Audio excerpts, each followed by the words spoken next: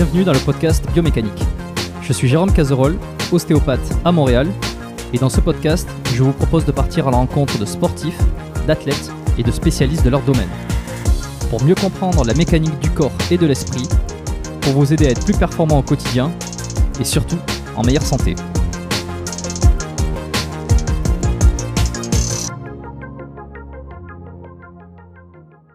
C'est bon, on est lancé. Bonjour, bienvenue sur le podcast Biomécanique. En ce lundi, alors je ne sais pas quel lundi ça sera quand je vais sortir cet épisode. Je suis avec aujourd'hui Julien Astouric. Bonjour Julien, est-ce que je le prononce bien ? Ouais, c'est super bien prononcé et bonjour à toi Jérôme. Bon, alors, vous avez remarqué ce super accent du sud-est. Lui, il est du sud-est, moi je suis du sud-ouest. Comme je le disais avant que je lance l'enregistrement, j'ai pas l'habitude, moi, d'entendre les accents du sud-est ici, puisque à Montréal, on entend l'accent montréalais. Ouais, il est trop fort là-bas. Enfin, québécois en tout cas, où eux disent qu'ils n'ont pas d'accent et que c'est les Français qui ont des accents. Qui a raison, qui a tort, ça, chacun juge. Et donc c'est ça, j'ai pas une grande habitude d'entendre les accents du sud-est, donc quand je les entends, je les reconnais directement, ou presque. Grave. Eh ben, parfait, et c'est vrai que l'accent québécois est très fort. Ouais, on va pas se les mettre à dos, enfin moi je vais pas me les mettre à dos, mais... Non, surtout que toi t'es là-bas et ils peuvent te retrouver, donc c'est pas un bon calcul. Du coup, ouais, je m'appelle Julien Astouric, je suis donc kiné et préparateur physique. J'ai fait le DE donc diplôme d'état de masseur kinésithérapeute à Marseille, donc je suis sorti en 2012 après avoir été en fac de médecine, donc j'ai fait la première année, j'aimais bien, donc j'ai redoublé. Non, juste parce que c'était vraiment très dur, et voilà, donc après le DE à Marseille, après je suis parti travailler à Bourgoin-Jallieu, donc en Isère, parce que j'avais fait un stage en fait au Loup Rugby de Lyon. Et à l'époque, le kiné du Loup était kiné aussi, ou en tout cas avait été kiné libéral à Bourgoin, donc avec un cabinet où il y avait d'autres kinés qui avaient bossé à Bourgoin, avec les pros qui bossaient à cette époque-là avec le centre de formation. Donc j'ai bossé avec eux chez les jeunes et en libéral à Bourgoin. Après ça, j'ai rejoint ma compagne en région parisienne, ce qui est toujours un petit peu difficile pour un sudiste, mais voilà, je me suis adapté et j'ai pu faire un stage en prépa physique avec le Racing, donc de 3 mois, parce que donc j'étais à ce moment-là, donc j'avais mon DE de kiné et je faisais le DU de pathologie du rugby, ouais, et le DU européen de préparateur physique, donc avec des séminaires à Lyon, Turin, Lausanne et Bruxelles à l'époque. Donc voilà, 3 mois avec les prépas physiques et le staff et l'équipe du Racing 92 au niveau pro, donc c'était vraiment le top. Après ça, on est parti en Nouvelle-Zélande, donc pour voyager, profiter. Et on a fait 6 mois là-bas. J'avais pris déjà un petit peu des contacts là-bas au niveau professionnel. Quand on est rentré, on s'est installé sur Annecy. Donc là, j'ai pratiqué en libéral. Jusqu'à 2020, jusqu'à septembre 2020, j'ai toujours bossé en libéral. Et j'ai fait donc un autre DU, c'est DU kinésithérapie du sport à l'INSEP. Et en même temps, voilà, je suivais Annecy en fédéral 2 au rugby, puis après Rumilly en fédéral 1. Et là, actuellement, donc l'équipe suisse de rugby à 7. Et je suis maintenant salarié à l'hôpital Latour à Meyrin en Suisse. Donc voilà où j'en suis actuellement, quoi. T'as toujours aimé le rugby. J'ai l'impression que t'es très prépa rugby, kiné rugby. Hein. Ouais, carrément. À la base, je faisais du judo. J'ai fait, je crois, 7 ans de judo et ça me plaisait beaucoup. Puis, il me manquait un petit côté collectif des fois. Et du coup, en fait, j'ai transféré ça au rugby parce qu'il y avait cet aspect, on va dire, de lutte, de combat, et en même temps d'être, on veut dire, avec les autres, d'être aidé avec les autres, d'être... on va dire sublimé même par les autres, quoi. Tu pouvais compter sur les autres et tu pouvais aussi leur montrer qu'ils pouvaient compter sur toi quand il le fallait. Et du coup, cet aspect, on va dire bataille et même bataille collective, c'est un truc que j'ai toujours aimé, quoi. Alors déjà quand même, donc t'as fait la première. On a un truc en commun, c'est déjà ça. C'est qu'on a fait la première année de médecine. Après nos chemins se sont un petit peu écartés. Je dis, on n'a pas fait notre médecine ensemble, hein, pour ceux qui se demandent, puisque moi je viens du sud-ouest. Comment s'est passée cette première année PACES? Comment tu l'as vécu, toi? Euh, ouais, c'était dur, hein. C'était vraiment, j'en ai chié, et j'en ai beaucoup chié. C'était vraiment dur. Euh, Surtout l'année où je redouble, enfin l'année où je réussis aussi, mais l'année où je redouble, le fait de pas y être arrivé, alors que, ben, par exemple, mes parents me mettaient dans des conditions top pour réussir parce qu'ils s'étaient débrouillés pour me payer l'appart en colocation avec un de mes meilleurs potes. Et le fait de, tu vois, je me suis retrouvé avant les examens du deuxième quadrimestre, nous c'était du quadrimestre, et à me dire, ben, en fait, j'ai fait une année de merde, quoi. Et même si je bosse maintenant, je sais que j'y arriverai pas. Et c'était assez, ouais, c'est dur à vivre. Puis il y avait d'autres histoires plus personnelles, mais au final, j'ai fini 2600e sur 3000 inscrits. Et franchement, ça secoue un peu, mais ça m'a fait réfléchir sur qu'est-ce qu'il fallait que je mette en place pour y arriver l'année d'après. Et de toute façon, je savais que c'est ce que je voulais faire, c'était kiné. Donc, comment comment changer d'attitude, on va dire, vis-à-vis du travail, vis-à-vis de la fac, vis-à-vis de moi-même pour y arriver. Et je me rappelle, dès que ça a redémarré, donc là, l'année que je redouble en fait, mes parents m'avaient proposé de me payer, comment on appelait ça, une écurie qui était super chère, je crois que c'était 3000 € l'année, et mes parents m'avaient dit voilà, écoute, on peut se le permettre et tout, donc si t'es ok, on te paye une écurie, ça va t'encadrer, et ça maximise tes chances de réussir. Et en fait, j'ai pas voulu. J'ai pas voulu, je leur ai dit bah non, je sais maintenant comment il faut faire pour y arriver, donc j'ai pas envie qu'on m'explique, que d'autres personnes m'expliquent comment faire pour y arriver, parce que je pense avoir compris, et que bah, si je dois me replanter, je me replanterai pas, enfin je me replanterai tout seul, mais ça va passer, et du coup on s'était un peu pris la tête là-dessus. Et bon, le futur à l'époque leur a donné, m'a donné raison, et tant mieux. Mais ouais, c'était vraiment moralement Mais très difficile. je sais pas si moi j'en ai eu l'occasion d'en parler dans d'autres podcasts où j'avais raconté un peu le parcours. Effectivement, la première année de médecine, pour ceux qui savent pas, c'est un concours déjà, faut savoir. Donc c'est par définition un concours est sélectif et donc difficile. Il y a des sacrifices à faire. Il y a un pourquoi, tu le fais, et ce pourquoi il doit être suffisamment puissant parce que comme il y a des actions qui te demandent une grande discipline, et puis alors bon, sauf certains, sauf les plus doués et les plus intellos, moi j'en ai connu quelques-uns qui bossaient juste ce qu'il fallait, puis en fait qui retenaient tout et puis qui avaient fini dans les premières places du concours. Donc ça c'est assez incroyable, mais en fait il s'agit d'une petite partie de la population, et la majorité d'entre nous on doit fournir des gros efforts.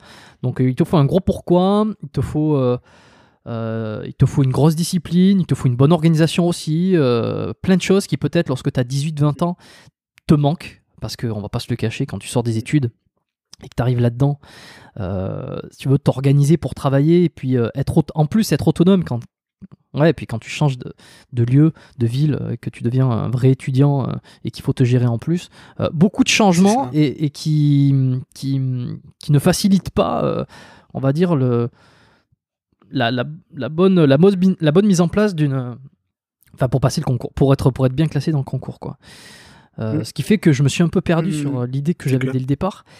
Mais oui, je voulais savoir, mais pourquoi tu as refusé cette... Alors, on dérive un peu là, parce qu'après, vous inquiétez pas, je parle aux auditeurs, on va parler blessures, on va parler sport, on va parler de plein de trucs, mais je trouve ça intéressant, et puis vous apprenez des trucs, c'est certain. Pourquoi t'as pas choisi cette aide, puisque elle t'était proposée, t'était offerte, et si tu veux, tu ne perdais rien à l'accepter en réalité. Ouais, ben en fait, j'avais profité de mon année où j'avais rien branlé, entre guillemets, ma première année, pour essayer de comprendre malgré tout, et analyser ce qui avait fait que j'avais pas réussi à me mettre au boulot.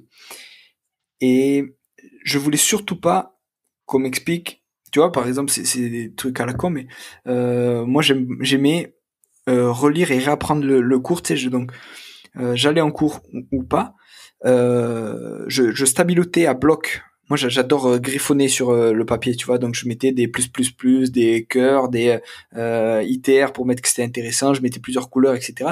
Et j'avais, on va dire, développé une technique d'apprentissage qui m'allait bien, et je voulais pas rentrer dans une écurie pour qu'on me dise ah ouais mais non c'est pas comme ça qu'il faut apprendre, c'est comme ça. Voilà, j'avais l'impression en ayant échoué d'avoir compris comment je devais faire pour apprendre encore plus, pour emmagasiner, etc. Et je voulais pas que quelqu'un d'autre m'explique ce que je devais faire, entre guillemets. Tu vois, donc le truc important aussi, c'est le soutien de tes proches, donc de ma famille en l'occurrence, mais aussi par exemple de mon coloc. Et on était, tu vois, une petite bande de 4-5 à s'être retrouvés en fac de médecine et à s'être retrouvés en médecine. Et on a vraiment tout fourni et tout mis en œuvre pour y arriver ensemble. Et ça, Ok. on s'est pas lâché du début, on va dire, des difficultés à la fin. Et voilà, il y a juste un truc, je me rappelle, le premier jour, donc ça devait être le 4 septembre, où la fac de médecine réouvrait avec les premiers cours pour les PCEM1 ou PACES maintenant. Je me suis retrouvé, donc moi je bossais beaucoup à la BU. J'aimais bien, c'était une ambiance studieuse, ça me permettrait d'être focus sur ce que je voulais faire. Et en fait, je me suis retrouvé, nous on faisait ouverture, fermeture de la BU, comme plein d'autres. Et ce jour-là, c'était le premier jour, et je m'étais dit, même si le premier jour, ça a démarré, c'est la course ou le marathon a démarré, je ferai la fermeture de la BU. Et je me rappelle que il y avait une documentaliste qui vient me sortir, enfin qui vient à 19h25 ou 27 là, et j'étais le dernier de la BU qui me dit ouais monsieur, il faut sortir là, on ferme. Et là je me suis dit putain, c'est le premier jour et je suis le dernier à sortir, et ben je suis content parce que ça va être comme ça toute l'année. Ça va être comme ça toute l'année, je vais rien lâcher et je serai toujours le dernier à sortir s'il faut, et j'ai l'impression que c'est ça qu'il me faut pour y arriver. Pourquoi kiné plus que médecine dès le départ? Bonne question. Je pense que c'était hors de mes compétences. Tu vois, après avoir encaissé la première année de médecine, je pense clairement que c'était hors de mes compétences, que c'était beaucoup trop long par rapport à moi qui avait envie de... Ben moi, je voulais faire du libéral, tu vois, je voulais bosser, je voulais trimer, je voulais faire ça rapidement et gagner de l'argent, entre guillemets. Et ce qui m'intéresse depuis le début, c'est bouger, quoi. Tu vois, c'est le mouvement, c'est faire bouger, c'était beaucoup plus kiné, et ça a toujours été beaucoup plus kiné que médecine, où ça a l'air beaucoup plus compliqué pour y arriver. Et en plus, le métier en lui-même m'attire moins, on va dire, quoi. Ouais, je comprends, je comprends. Bon, moi, c'était plutôt l'inverse au départ, tu vois. Enfin, pour avoir l'occasion d'en discuter, parce que Ouais, c'est marrant. on se retrouvera Ouais. sur Objectif Performance aussi, qui est ton podcast. Tu l'as pas mentionné au début quand tu t'es présenté, mais tu as un Grave. podcast et que tu as sorti depuis Ouais. pas très longtemps. On va en reparler un peu après. Effectivement, moi, j'étais plus intéressé par la médecine au départ, plutôt que par le mouvement et la thérapie par le mouvement et par la thérapie manuelle également.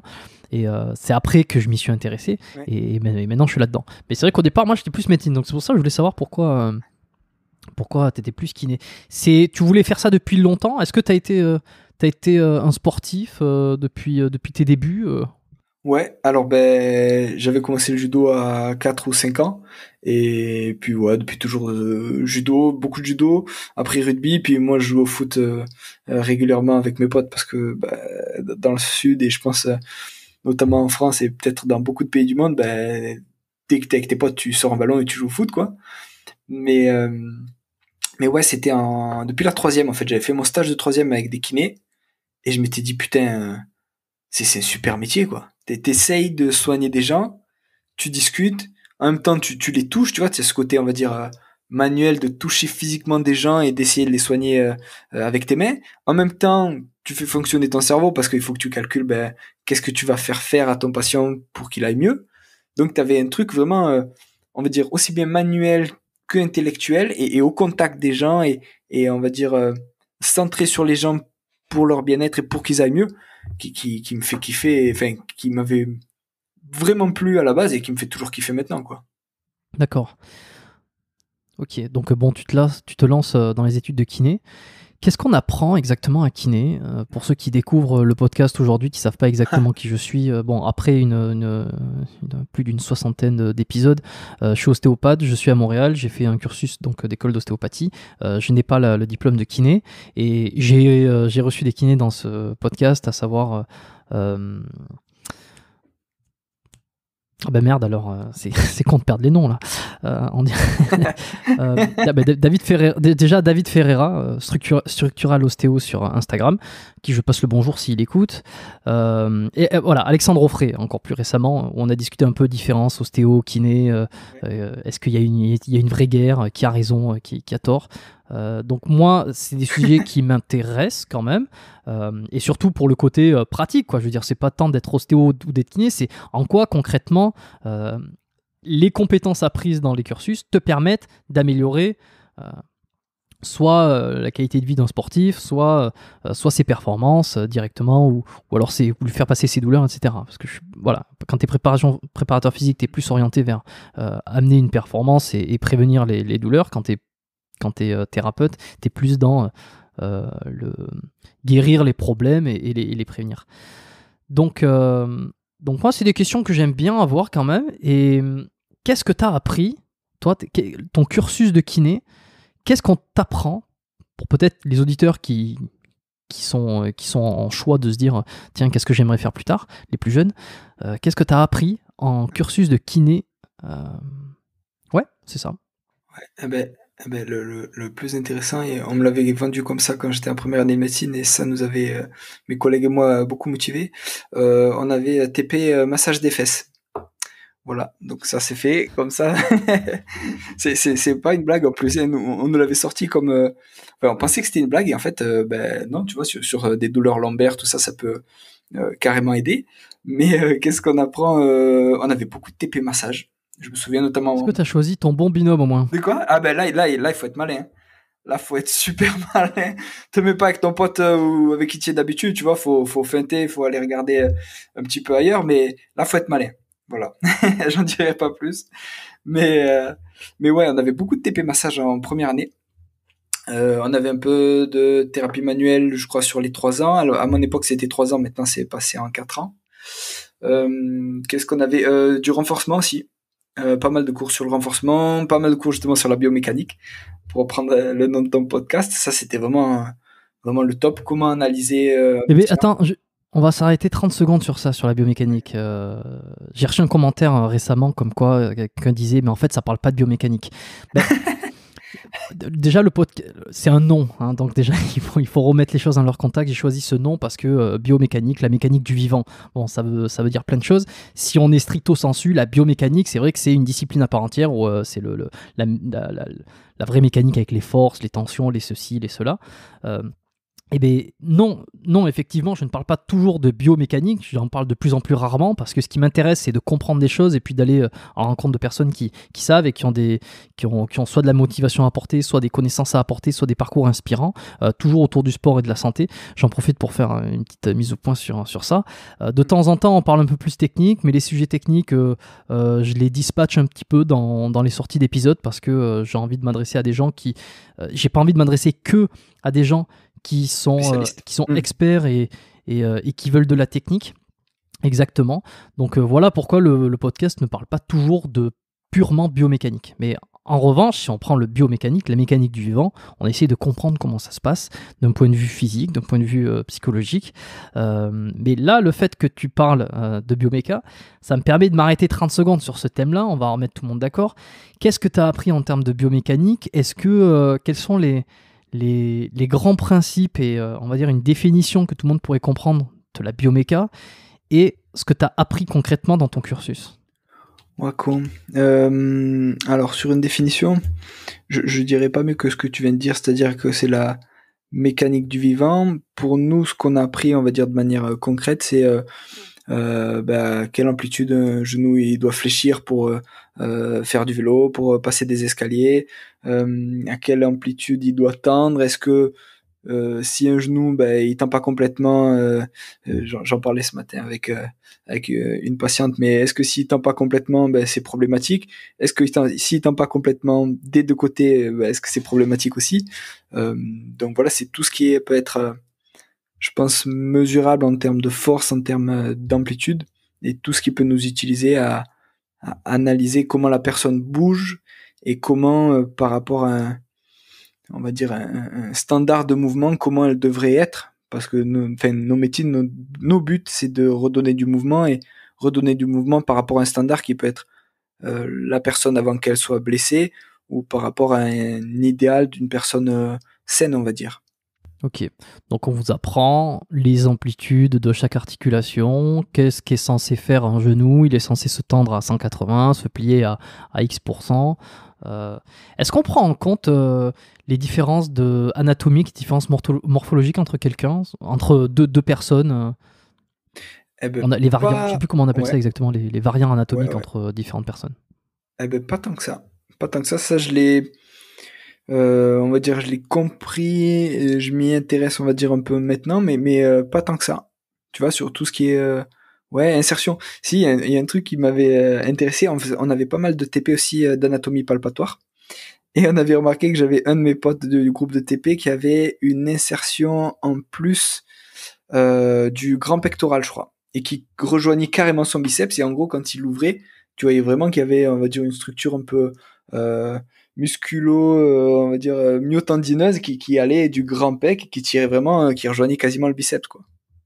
Donc au final, l'anatomie qu'on apprend en cours, c'est peut-être 90% de l'anatomie, on va dire normale, mais il y a plein de petits trucs, tu vois, il y a des gens qui ont des insertions en plus à certains endroits, il y a des os surnuméraires, il y a plein de trucs qui peuvent varier en fonction des gens, quoi. Est-ce qu'on vous apprend aussi la création du mouvement, un peu la physiologie du mouvement? Peut-être que c'est plus quelque chose qui est davantage pour les coachs ou les entraîneurs, les préparateurs physiques. Mais comme j'ai l'impression que quand même c'est très très lié, parce que quand tu veux rééduquer un patient ou quand tu veux lui remettre du mouvement, il faut forcément comprendre comment fonctionne un mouvement en fonction de la gravité. Et puis si tu lui rajoutes une charge, il faut le comprendre aussi de quel côté doit venir la charge pour qu'il y ait une bonne tension sur le bon muscle, etc. Est-ce que ça on vous l'apprend? Et je vais prendre un exemple très très simple. Si on veut travailler le côté de l'épaule, donc le deltoïde moyen pour les anatomistes qui nous écoutent. Donc on lève le bras sur le côté, on fait une abduction, mais on peut le faire avec un poids dans la main, et ce qui veut dire que la tension maximum sera lorsque le bras est levé au maximum, puisque la gravité fait qu'on est à la perpendiculaire par rapport au bras. Mais on peut aussi le travailler avec une poulie qui vient sur le côté opposé, ce qui fait que la tension sera localisé, au moment d'étirement maximum du muscle. Je vais pas trop entrer dans les détails parce que c'est vrai qu'à l'audio c'est très difficilement explicable, et vaut mieux avoir une vidéo pour bien comprendre. Mais est-ce que ces différents paramètres, et là pour le coup on est sur c'est la biomécanique, tu vois, en fonction de l'axe de l'origine de la tension, l'axe de tension, etc. Est-ce que ça on vous l'apprend, on détaille le process? Ouais, ça carrément, et ça faisait vraiment le lien avec les cours d'anatomie où, entre guillemets, l'anatomie pure, c'est que de la théorie. Tu vois, t'apprends les insertions et t'apprends la fonction du muscle, et on faisait le transfert justement avec, je crois que ça s'appelait pédagogie gymnique, il me semble, pédagym, notamment cette matière, et du coup on apprenait justement comment renforcer un muscle, et comment le renforcer, dans quelle course le renforcer en fonction de ce qu'on cherche à faire, etc. Là-dessus, c'était assez complet. Après, ce qui manquait à mon époque, et d'après moi maintenant, c'était tout ce qu'on peut retrouver par exemple en STAPS ou quoi sur le développement de la force. Tu vois, par exemple, je trouve que c'est un truc qui est hyper important pour moi maintenant en tant que kiné ou en tant que physiothérapeute, parce que j'ai aussi ce cursus de prépa physique, mais je trouve que on n'était pas assez précis et pas assez bon là-dedans.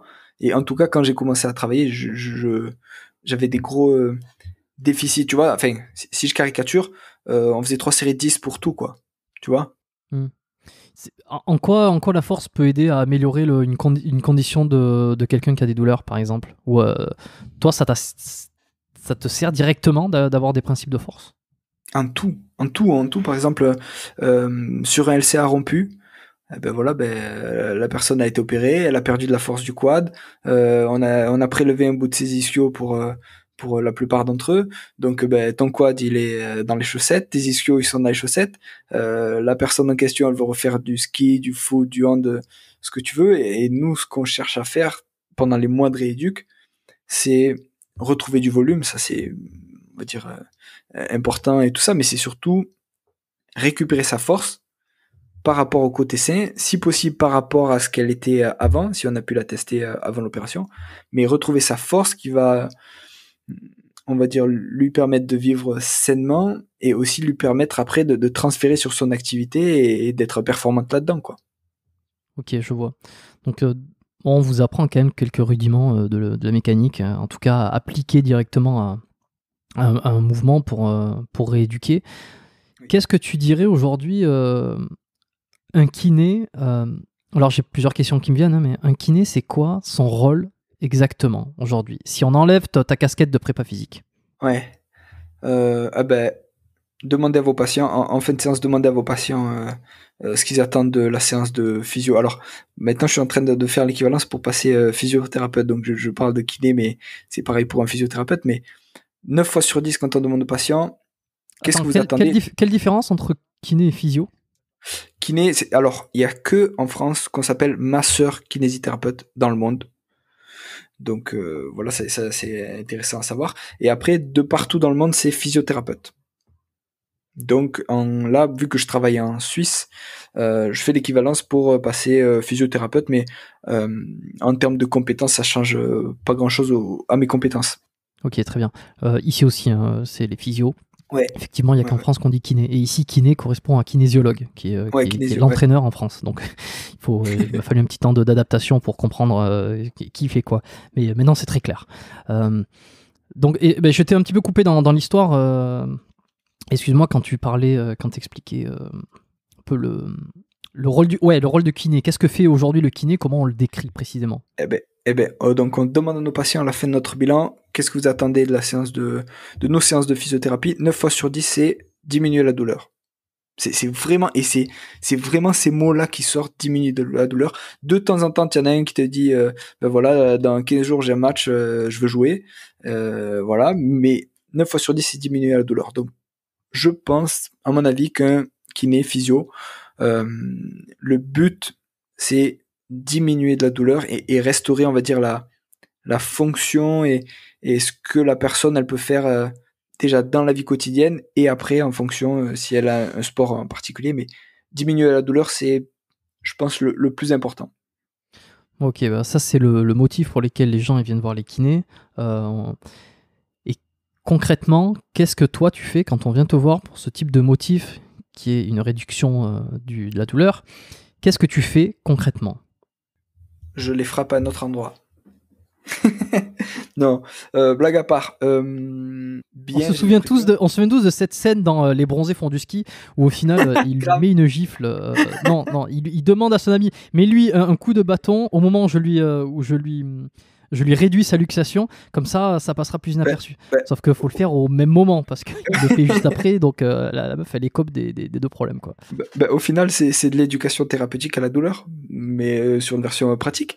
Mais blague à part, un truc que j'aime bien faire en ce moment, même si j'ai encore plein de choses à prendre là-dessus, c'est expliquer à un patient, voilà, la douleur, l'aspect biopsychosocial, que c'est pas forcément une lésion qui égale à une douleur, et qu'il y a, voilà, comment on traite cette information, qu'est-ce qu'on en fait, comment on l'exprime, etc. Donc déjà, j'essaye d'expliquer souvent c'est compliqué parce que il faut y aller avec tact, parce que ça peut être vu comme quelque chose d'agressif. Tu vois, t'as ton patient qui arrive, il a super mal, et toi, tu essayes de lui dire gentiment, stratégiquement, et voilà, avec un peu de distance, que ouais, il y a une information qui arrive à son cerveau et qui traite comme ça et qui l'exprime comme ça. L'origine, on la connaît pas forcément encore, mais on va travailler pour la diminuer. Mais lui, si tu emploies le mot, tu vois, biopsychosocial, lui, il entend psycho, il dit putain, le gars en face de moi, et il croit que j'ai un problème psychologique. Tu vois ce que je veux dire? Mm-hmm. Et donc là, s'il pense ça direct, tu l'as braqué, et après, pour le pour le ramener, tu vas ramer. Tu vas ramer. Donc, suivant quel patient j'ai en face et suivant ce que j'estime, je mets mon curseur à différents endroits là-dessus sur c'est quoi la douleur. Là où je suis, par exemple, on travaille par pôle et j'ai des collègues qui travaillent sur le pôle MyBack, donc sur tout ce qui est lombalgie chronique, et ils ont fait un énorme boulot avec une brochure pour expliquer la douleur. Tu vois, il y a un suivi de l'évaluation de la douleur, il y a la douleur, d'où ça vient, etc. Et du coup, pas quelle que soit la pathologie, mais régulièrement, j'imprime cette brochure, même si à la base c'est pour les lombalgies chroniques, et je le donne à mes patients en disant, voilà, j'ai essayé de vous expliquer un peu ce que ça pouvait être la douleur. Essayez de lire ça. Tu vois, j'essaye d'investir le patient sur comprendre c'est quoi ce phénomène douloureux. Pourquoi ça arrive, pourquoi maintenant. Tu vois, le lien avec le stress. Et dès que tu en parles, dès que tu dis, ben voilà, quand vous avez une situation de stress à la famille, au boulot, etc., ça a tendance à majorer la douleur. Et là, ils disent, ah ben oui, mais c'est vrai en ce moment, machin, et ça. Tu vois, tous ces trucs-là, déjà, l'expliquer. Ensuite, après, j'essaye de dire, soit on va dire le processus ou le protocole qu'on va essayer de suivre. Ça peut être au début du massage, même si je trouve que l'effet il est limité. Alors je le dis pas aux patients, mais je comprends maintenant que l'effet il est assez limité dans le temps. Mais toujours pareil, à partir du moment où tu as ce contact de la peau à la peau, tu poses tes mains sur ton patient. Je suis désolé, je passe du coq à l'âne, mais le BP, tu vois, je reviens souvent là-dessus, mais le BP, c'est pas juste lire des putains d'articles scientifiques, tu vois. On va préciser. Oui. J'aimerais préciser juste ce que c'est que le BP pour ceux qui Vas-y, savent vas-y. pas, c'est l'evidence-based pratique. C'est bon. Ouais, mais justement, le BP, en gros, tel qu'on nous l'a appris nous, c'est 3 piliers. Donc, tu as ce pilier littérature scientifique et qu'est-ce que la littérature nous enseigne sur telle ou telle pathologie. Mais tu as aussi l'expérience du praticien. Voilà, moi je sais qu'un massage de temps en temps, ça peut soulager les douleurs sur un court terme, donc pourquoi pas l'utiliser. Et tu as aussi les attentes du patient. Quand ton patient il arrive, il te dit, moi je veux que du massage. Si je le prends, je dis c'est mort, je vous ferai pas de massage et on va aller soulever de la fonte et faire du renfort, c'est fini. Enfin, c'est fini. Le patient il est perdu. Même si les exercices, je lui sors les meilleurs exercices du monde, le patient je l'ai perdu. Je l'ai perdu parce que lui ce qu'il attend et c'est important pour lui, c'est du massage, c'est que je détende ses muscles manuellement, tu vois. Et si je le braque comme ça, c'est pas bon. Donc le BP c'est vraiment le mix entre littérature scientifique, expérience du praticien, ce que au fil du temps, toi et moi, on a l'impression qu'il marche mieux que d'autres, et etc. Ce qu'on ressent entre guillemets, et les attentes du patient. Et à partir de ça, tu fais on va dire ta sauce quoi. Et pour en revenir à la douleur, donc massage, j'utilise vraiment peu, sauf quand je sens que c'est vraiment important pour le patient. Et des fois, tu sais, t'as des séances où ça va pas. Tu vois, et ton patient il arrive, toi dans ta tête t'as prévu une putain de séance, tu te dis putain on va faire ça, on va mettre du saut, on va faire plein de choses. Et lui il arrive, il te dit non, ouais là ça va pas, j'ai mal et tout. Soit tu peux tenter de t'entêter, soit tu changes tes plans, t'adaptes et tu dis on va se mettre en boxe et on va voir un peu ce qui se passe et on va toucher, on peut faire un peu de thérapie manuelle, un peu de massage, autre chose. Mais voilà, je pense qu'il faut pour la douleur, il faut avoir en tête ça. C'est-à-dire, on va dire, cette partie de traitement passif, entre guillemets, ça peut être du massage, ça peut être de la thérapie manuelle, ça peut être de l'acupuncture, ça peut être trigger point, dry needling, peu importe. Et t'as l'aspect, on va dire, actif, où ça peut être du renforcement, de la mobilité, de l'automassage, etc. quoi. Mais t'as, je pense, plusieurs parties par rapport à la douleur. T'as l'éducation thérapeutique à la douleur, qui prend de plus en plus de place et qui est hyper intéressante. Et je pense que on est juste au tout début de comprendre comment ça marche. Et après, t'as, on va dire, le traitement vraiment kiné ou physio en termes de traitement passif et traitement actif, quoi. Quand tu es dans tes études, que tu vois un petit peu tous ces outils qu'un kiné peut utiliser, toi, tu es attiré par un domaine particulier? Tu préfères le mouvement, tu préfères le massage, tu préfères la thérapie manuelle? Quand je suis dans les études, surtout à la fin de la première année, j'obtiens une super note au dernier TP massage, je crois, j'ai 19/20. Et je me dis, et le gars qui m'instruit, mon instructeur, on peut dire, le gars qui me note, me dit, vous avez déjà, mon examinateur, merci, mon examinateur me dit, vous avez déjà une main professionnelle et tout, machin, on sent que c'est exactement ce qu'il faut faire et tout, donc je me dis, putain, le massage, c'est génial, quoi. Tu vois, le massage, c'est génial, tu sens des tensions, t'appuies à des endroits, t'as l'impression que ça soulage, puis petit à petit, tu sens toi-même au niveau des doigts et des mains, que les tensions elles diminuent, etc. Putain, c'est trop bien, quoi. Et du coup, au début, je me dis, bah voilà, ça va être, on va dire peut-être 70% de ce que je ferai, et puis c'est très bien. Et surtout que pas mal de stages que je faisais, il y avait énormément cette plus-value du massage, et on faisait du massage, etc. Et tout le monde était content. Et puis, petit à petit, je me dis, putain, mais... Attends, excuse-moi, juste pour remettre dans le contexte, on est en quelle année à ce moment-là 2012. Pour ensuite suivre l'évolution un peu des pensées. Ouais. Ok. 2012. Et puis petit à petit, je me dis, putain, c'est bien, mais ça fait pas tout, quoi. Ça fait pas tout. Alors, thérapie manuelle, je suis pas très bon. J'ai pas trop développé cette partie-là des compétences.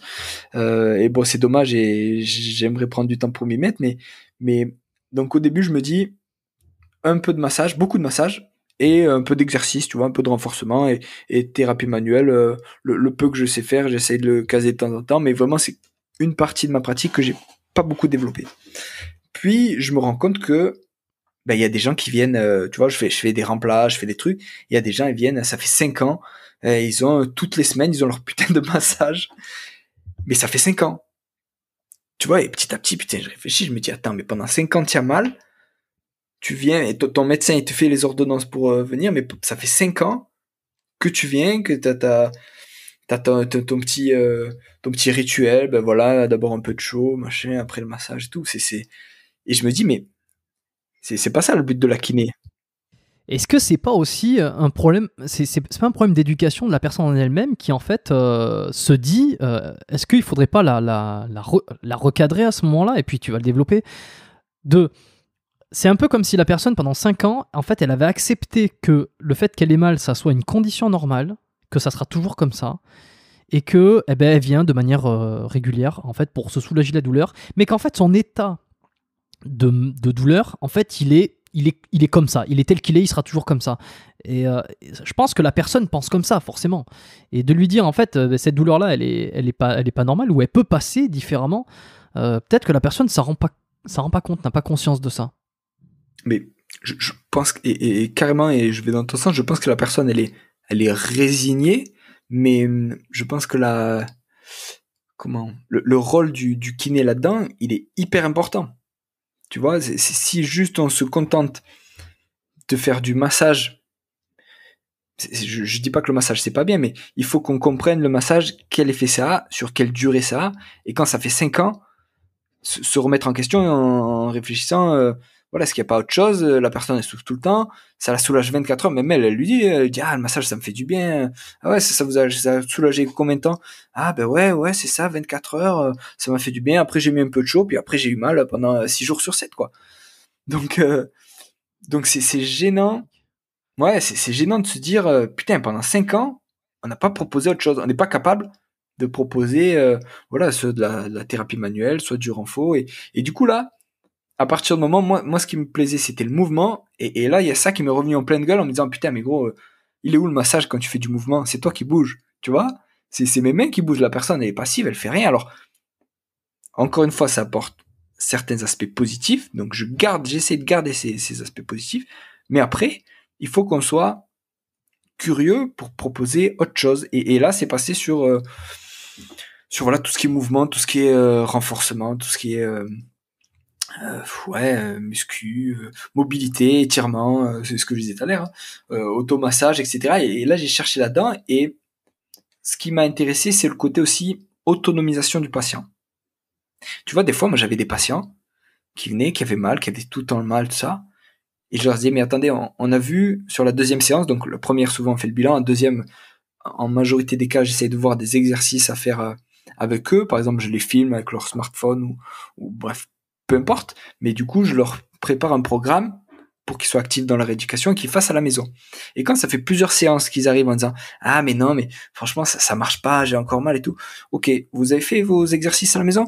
Ouais mais non machin, j'ai pas le temps machin. Et alors on a tous eu des douleurs, on a tous eu des blessures et on sait combien de fois ça peut être difficile de s'organiser pour prendre soin de soi.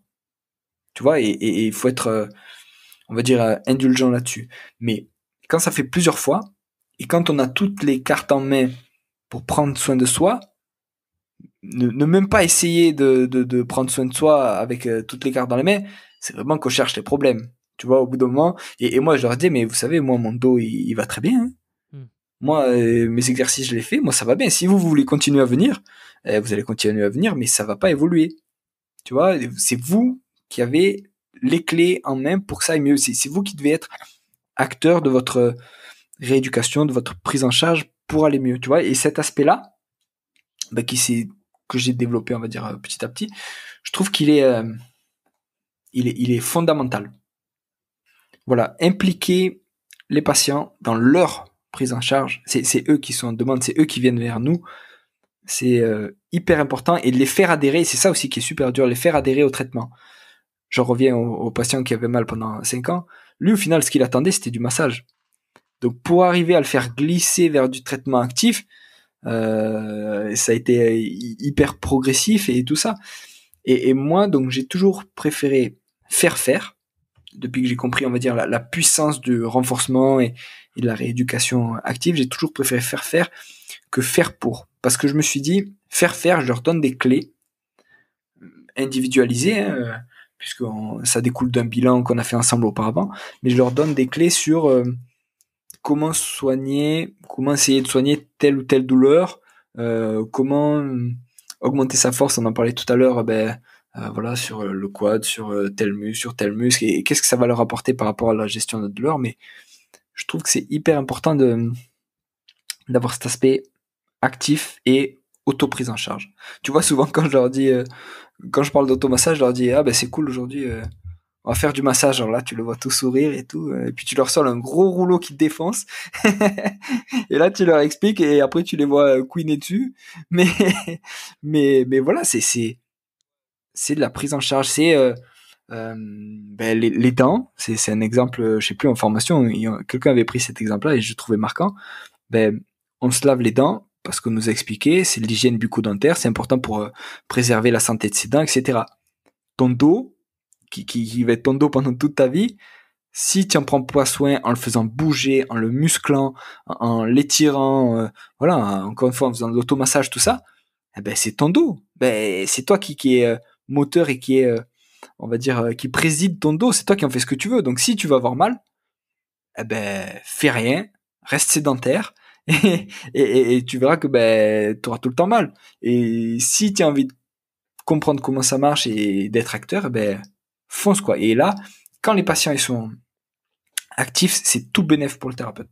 C'est tout bénéf. Après, t'as juste à calibrer un peu, on va dire, l'activité pour pas qu'ils en fassent trop vite, trop fort, etc. Mais c'est tellement bénéfique. Là, en ce moment, je pense à ça, j'ai une patiente que je vois avec un de mes collègues à la tour, qui supporte pas le sport. Elle a dit, je déteste le sport.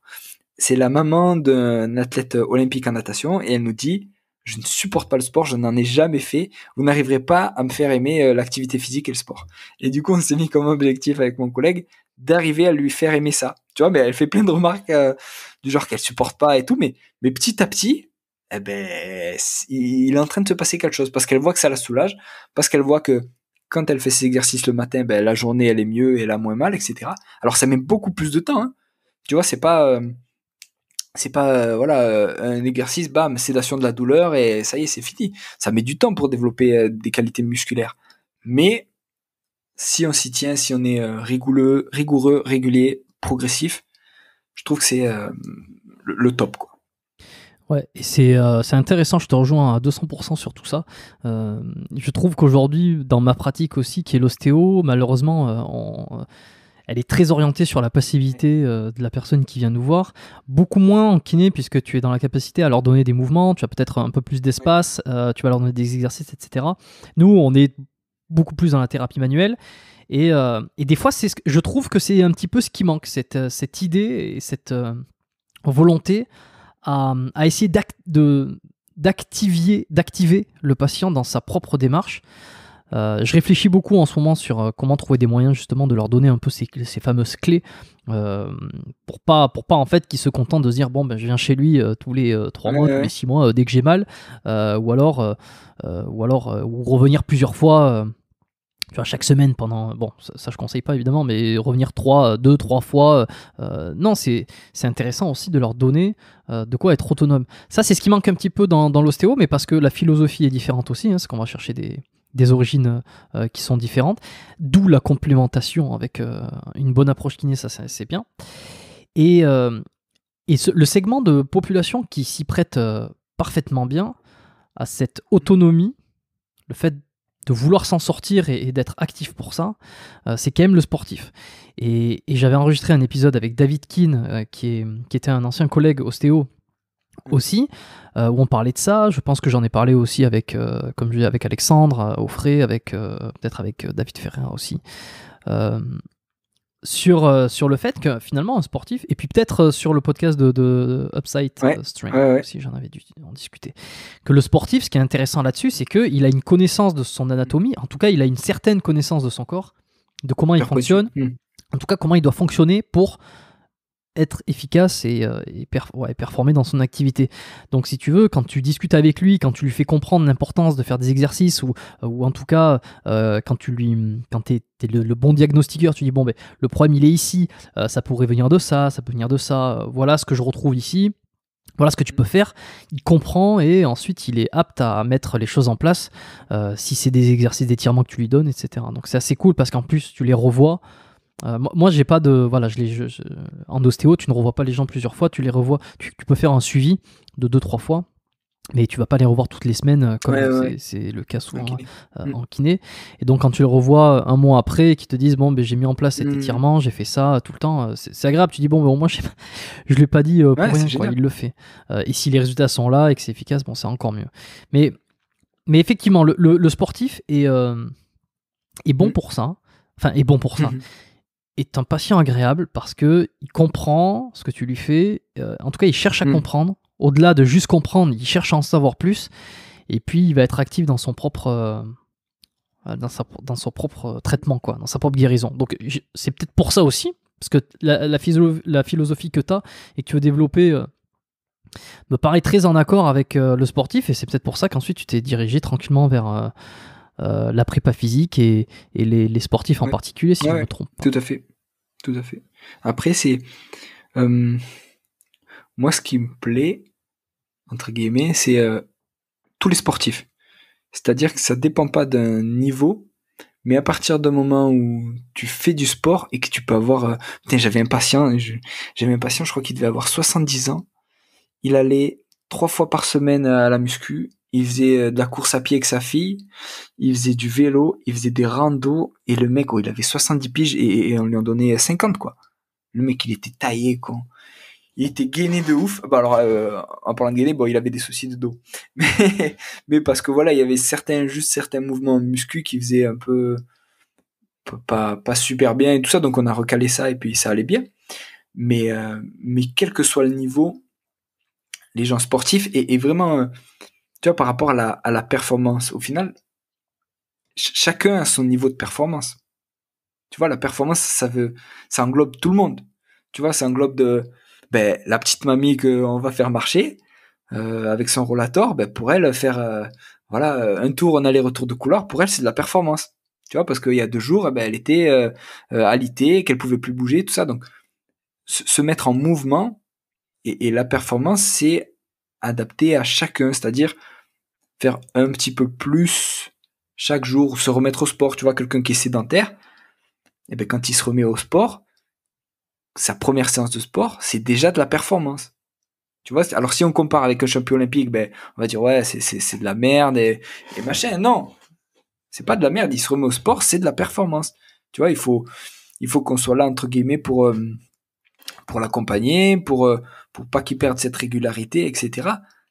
C'est de la performance. Se remettre au sport, c'est de la performance. Faire 10 pompes quand on n'a jamais fait de ta vie, c'est de la performance. Peut-être que dans 6 mois, t'en feras, j'en sais rien, 50. Mais voilà, la performance et le mouvement, c'est lié et tout part de qu'est-ce que tu fais par rapport à qu'est-ce que tu peux faire. Tu vois, c'est une histoire de curseur. Si tu fais toujours moins, que tu restes dans ta zone de confort et que tu fais toujours moins que ce que tu peux faire et que tu vas jamais voir ce qui se passe après, ben ouais, c'est une performance, mais ça reste tranquille, quoi. Mais si tu vas de temps en temps sortir de cette zone de confort et chercher cette petite performance qui, pour d'autres, voilà, c'est pour ça, il faut pas se comparer aux autres, mais pour d'autres, ça pourrait paraître ridicule. Mais pour toi, ben, ce jour-là, t'as fait voilà, un aller-retour avec un rollator alors que pendant 10 jours, t'étais alité. Ben, la performance, elle est énorme. Ben, peut-être que grâce à ça, dans une semaine, ben, tu remarcheras, alors j'exagère, mais peut-être sans rollator. Tu vois, et cet aspect-là, je trouve que il faut qu'on soit... Enfin, il faut qu'on soit... C'est facile de dire, il faut que... mais je pense que la bienveillance sur l'aspect de la performance individuelle de chacun, elle doit être importante. Tu vois, elle doit être mesurée. Tu vois, il y a des choses que moi, je pourrais jamais faire de ma vie. Enfin, je sais pas. Mais il y a des choses qui sont au-dessus de mes compétences aujourd'hui, au jour d'aujourd'hui. Mais si je m'entraîne petit à petit, régulièrement, progressivement, eh ben, j'y arriverai et chaque fois que je vais battre mon propre corps, eh ben, pour moi, je serai dans la performance. Même si à côté, il y a mon voisin qui fait 20 fois mieux ou 20 fois plus. Mais moi, par rapport à moi-même d'hier, je suis plus performant. Donc, je suis dans la performance. Tu vois? Ouais, je vois bien, c'est très bien. Je pense que les gens vont comprendre ce que tu veux dire. Non, réellement, cette idée de performance, comment tu l'as décrit, me paraît complètement me paraît sensé et puis très facilement compréhensible. Je veux appuyer un petit peu sur l'histoire du sportif qui se comprend on reviendra peut-être après sur la performance, mais le sportif qui est conscient de son propre corps et qui est actif dans sa guérison, il y a encore une partie encore plus restreinte parmi les sportifs. Je trouve, je vais te donner un peu mon ressenti, c'est les pratiquants de musculation. Et c'est pour ça que je me suis pas mal... j'ai communiqué sur ceux qui pratiquaient la musculation et qui avaient des douleurs par rapport à ce que je pouvais leur apporter moi dans mes consultes d'ostéo et dans mes conseils. Parce que je trouve que c'est pour les plus passionnés, c'est presque le haut du panier de conscience de soi, quoi. C'est que on a rarement autant de passionnés par la compréhension de leur propre anatomie, de leur propre physiologie. Alors, pas nécessairement dans le bodybuilding extrême, mais rien que déjà le passionné de musculation qui adore aller en salle, qui adore comprendre l'hypertrophie, comment ça se passe. C'est un des rares sports qui se passe pendant l'exercice et en dehors de l'exercice. On sait que les résultats sont dans l'assiette, sont dans le repos, etc. et que c'est un vrai mode de vie. Et cette partie-là des sportifs sont des gens qui se comprennent très bien et qui cherchent vraiment à comprendre. Et moi, j'aime beaucoup... je m'étais un peu spécialisé, tu vois, dans les douleurs que pourrait avoir une personne qui fait de la musculation. Par exemple, tu vois, les classiques, hein, les super-épineux, certains problèmes de hanche, les genoux, le bas du dos, surtout les épaules, hein, on va pas se le cacher. Et je trouve ça très agréable parce qu'ils comprennent et puis ils veulent en savoir plus. Et je voulais savoir si toi, tu avais eu beaucoup d'expérience avec les personnes qui pratiquent le fitness et la muscu. Et j'en viens tranquillement à ton expérience avec Rudy Koya, parce que je crois savoir que tu as un peu pas collaboré, mais tu vas m'expliquer un peu ce qui s'est passé avec Rudy Koya, parce que Rudy, que j'ai reçu 2 fois sur le podcast, qui est presque un habitué maintenant du podcast, deux épisodes que je recommande, un en tout début lorsque j'ai commencé, et un il y a quelques semaines, il y a deux mois, quelque chose comme ça, qui est passé sur le podcast. 2 épisodes avec Rudy Koya de Superphysique que je conseille. Mais ouais, donc toi, les pratiquants de musculation, quelle est ton expérience? Et puis avec Rudy, forcément, comment ça s'est passé? Qu'est-ce que tu as vu? Très large, beaucoup de questions, comme d'habitude, en une. Pratiquant de musculation, ouais, ça va mener directement à Rudy. Après, j'ai bossé avec des athlètes de CrossFit aussi. Et du coup, il y a certains parallèles qui se font je trouve que les deux, un peu comme tu dis, mais que ce soit dans le CrossFit ou la muscu, même si les deux domaines, des fois, ils s'apprécient pas forcément, mais je trouve que c'est des gens qui prennent tellement soin d'eux et qui se connaissent vraiment bien, que c'est hyper agréable de bosser avec eux, mais que des fois c'est aussi hyper exigeant pour celui qui le prend en charge.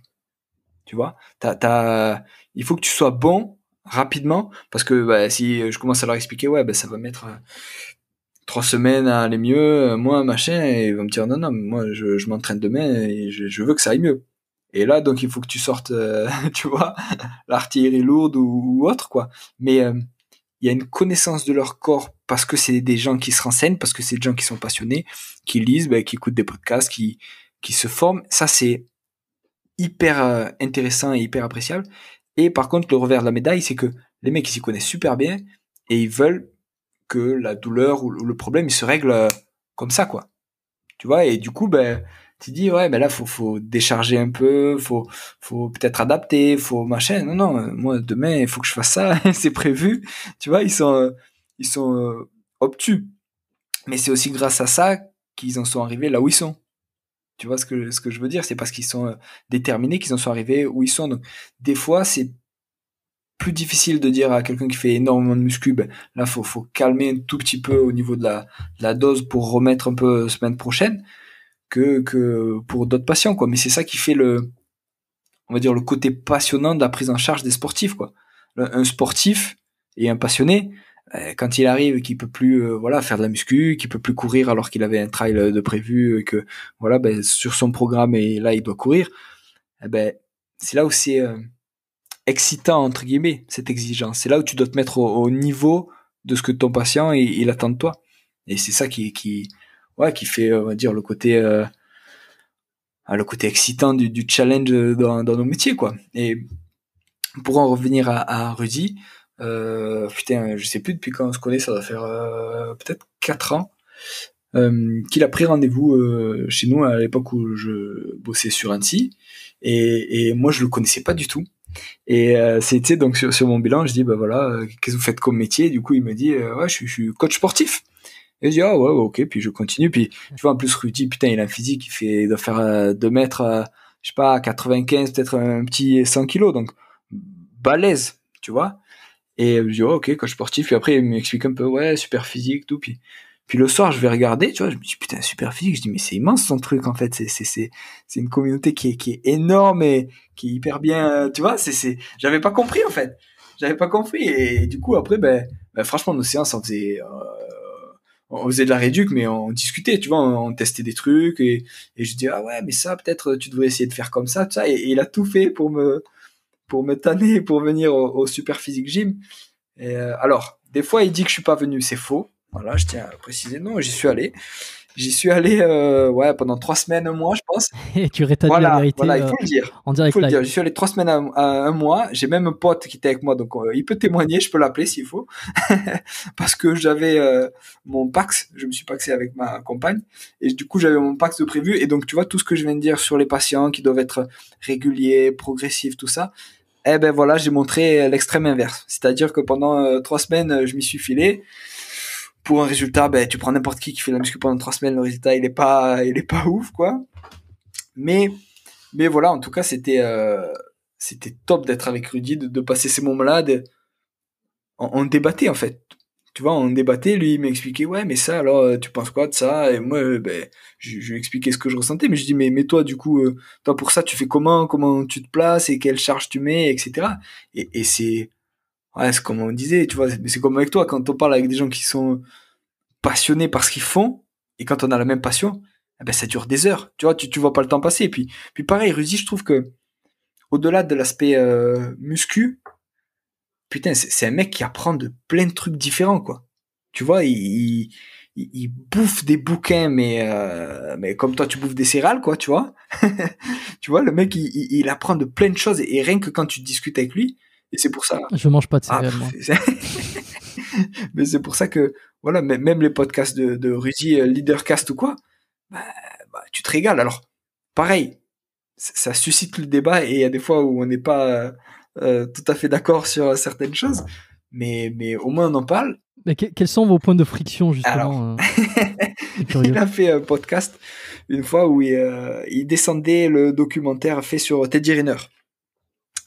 Je sais pas si tu l'as écouté celui-là, et où il Mhm. disait que Ah bah ça a fait parler ouais. ça. Et Oui, du bien coup, sûr. je lui ai fait un énorme paragraphe, une lettre à la limite, quoi, où j'expliquais que je comprenais tout à fait que ça les choquait, parce qu'il faut savoir que Rudy, il a une exigence envers lui-même que je pense que peu de personnes dans le monde ont. Tu vois, il a une exigence qui est extrême, et du coup, il attend de tout le monde que les gens autour de lui aient cette exigence extrême.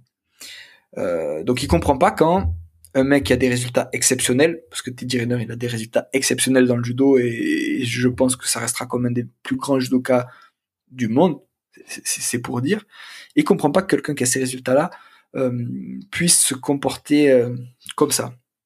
Donc moi, ce que j'essaie de lui dire, c'est là, voilà, c'est une caméra, c'est une vidéo, ils ont gardé que ce qu'ils voulaient, et je pense qu'ils ont fait exprès entre guillemets de montrer que Teddy Riner, c'est quelqu'un comme les autres, c'est un champion extraordinaire, mais c'est quelqu'un comme les autres, dans le sens où putain, il a envie de manger des Kinder Bueno ou des machins, putain, il craque.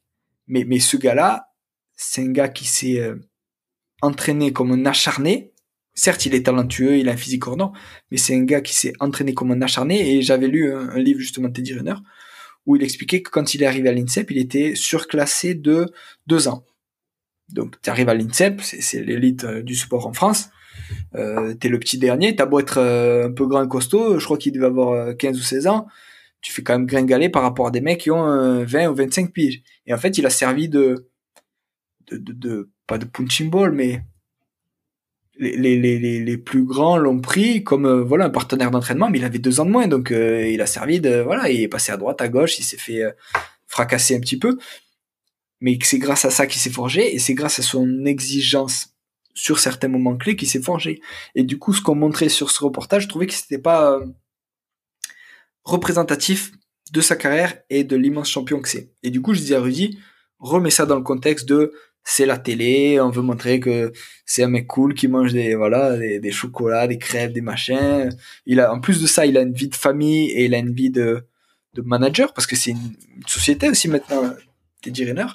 Et donc, je disais, c'est un peu dommage de le cantonner à ce petit reportage un peu foutu, justement pour qu'on réagisse. Et je trouvais que la réaction, elle était justifiée de la part de Rudy par rapport à l'exigence qu'il se met, par rapport à l'exigence qu'il estime que les sportifs de haut niveau et les gens lambda doivent avoir, mais que en dézoomant un peu, on pouvait voir que c'était 0,5% de la carrière de Teddy Riner, et qu'à côté de ça, quand il fallait s'effiler à je sais pas quelle heure du mat, quand il fallait faire des régimes, et franchement les régimes sur les judokas et sur toutes les on va dire les sports à catégorie de poids, c'est une souffrance extrême, hein. Il faut se rendre compte de voilà ce que c'est que perdre du poids quand t'es déjà sportif de haut niveau, etc. Et pas bouffer, pas t'hydrater, tout. Alors lui, il est sur la catégorie poids lourd, donc entre guillemets, il a pas comment on dit, de cut-off à propos du poids, mais il sait que pour être efficace, sa jauge, elle est, je crois, à 140, 145 kilos. Et quand il arrive et qu'il en fait 160, il sait que pour être le meilleur, il doit en perdre, voilà, 15 ou 20, quoi. Tu vois, et donc, j'avais dit à Rudy que là-dessus, j'étais pas tout à fait d'accord. Mais, encore une fois, faut le remettre dans le contexte de, Ouais, c'est une question de point de vue, et je trouvais ça bien que Rudy donne son point de vue et qu'il en parle et que ça fasse réagir. Parce que le but, c'est ça, c'est que ça fasse réagir, que ça fasse réfléchir. Ouais. Et puis ça a été le cas, hein. Ça avait fait réagir, et puis ça réfléchir, je sais pas, mais réagir. Mais tant mieux. Ok, donc c'est bien, ça t'a permis en fait de comprendre un peu mieux ce que c'était que la musculation grâce à Rudy, parce que t'en faisais pas avant en fait, si je comprends bien. T'as pas j'en été, faisais un peu, mais voilà, le fitness c'est pas nécessairement ton truc. J'en faisais un peu, mais voilà, dans ma cave, comme tout ado qui veut prendre des pecs avant d'aller en soirée où il y a une piscine, quoi. Mais mais ça se cantonnait un peu à ça, et un truc que j'aime bien, notamment dans le CrossFit, dans le sud en plus, on est obligé.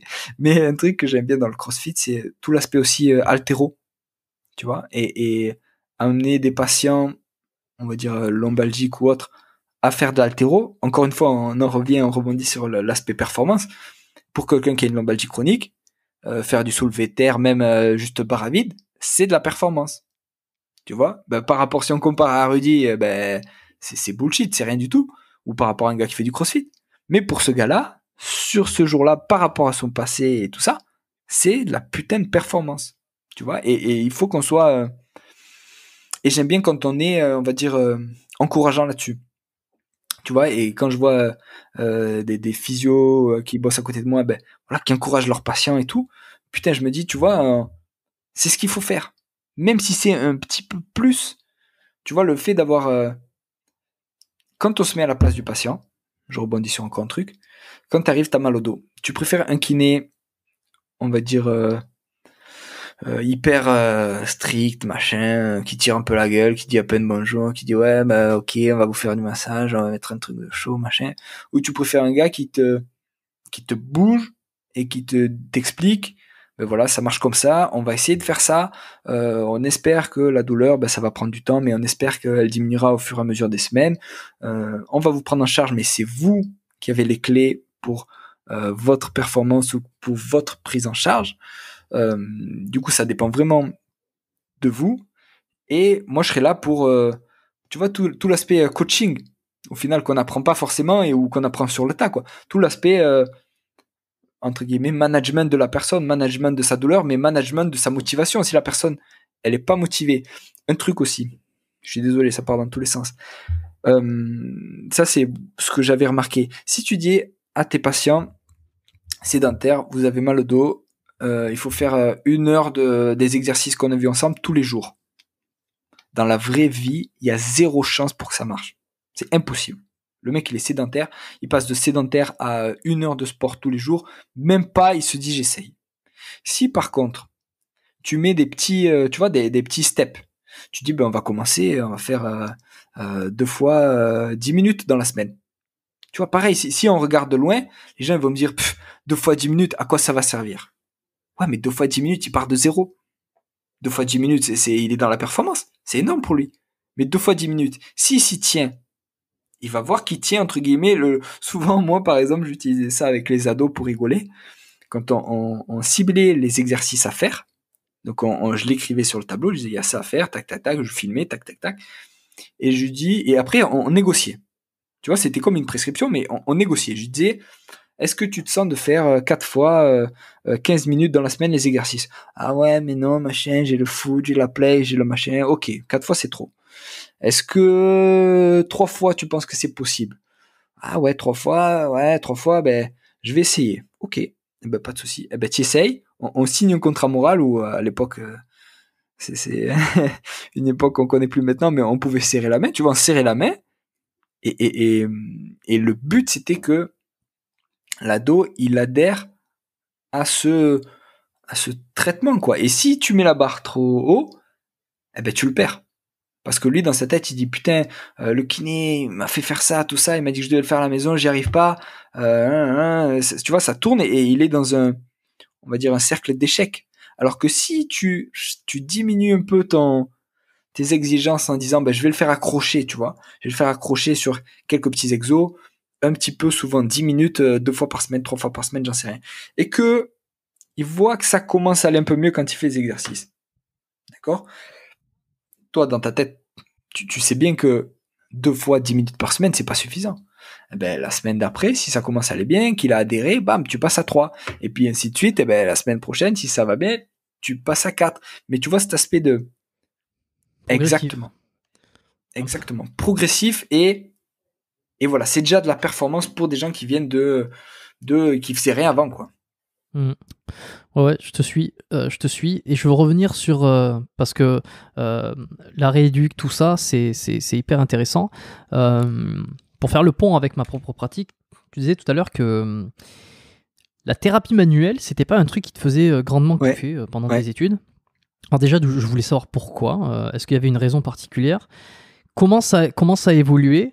Et peut-être avant ça, si tu pouvais juste m'expliquer, et là je parle pour les éditeurs, mais je parle aussi pour moi, pour que ça soit clair dans ma tête, qu'est-ce que la thérapie manuelle? Parce que, est-ce que c'est la façon cachée de dire de l'ostéo, mais sans dire le ostéo parce qu'on est kiné et que ça ne fait pas, ou est-ce que c'est vraiment quelque chose à part entière?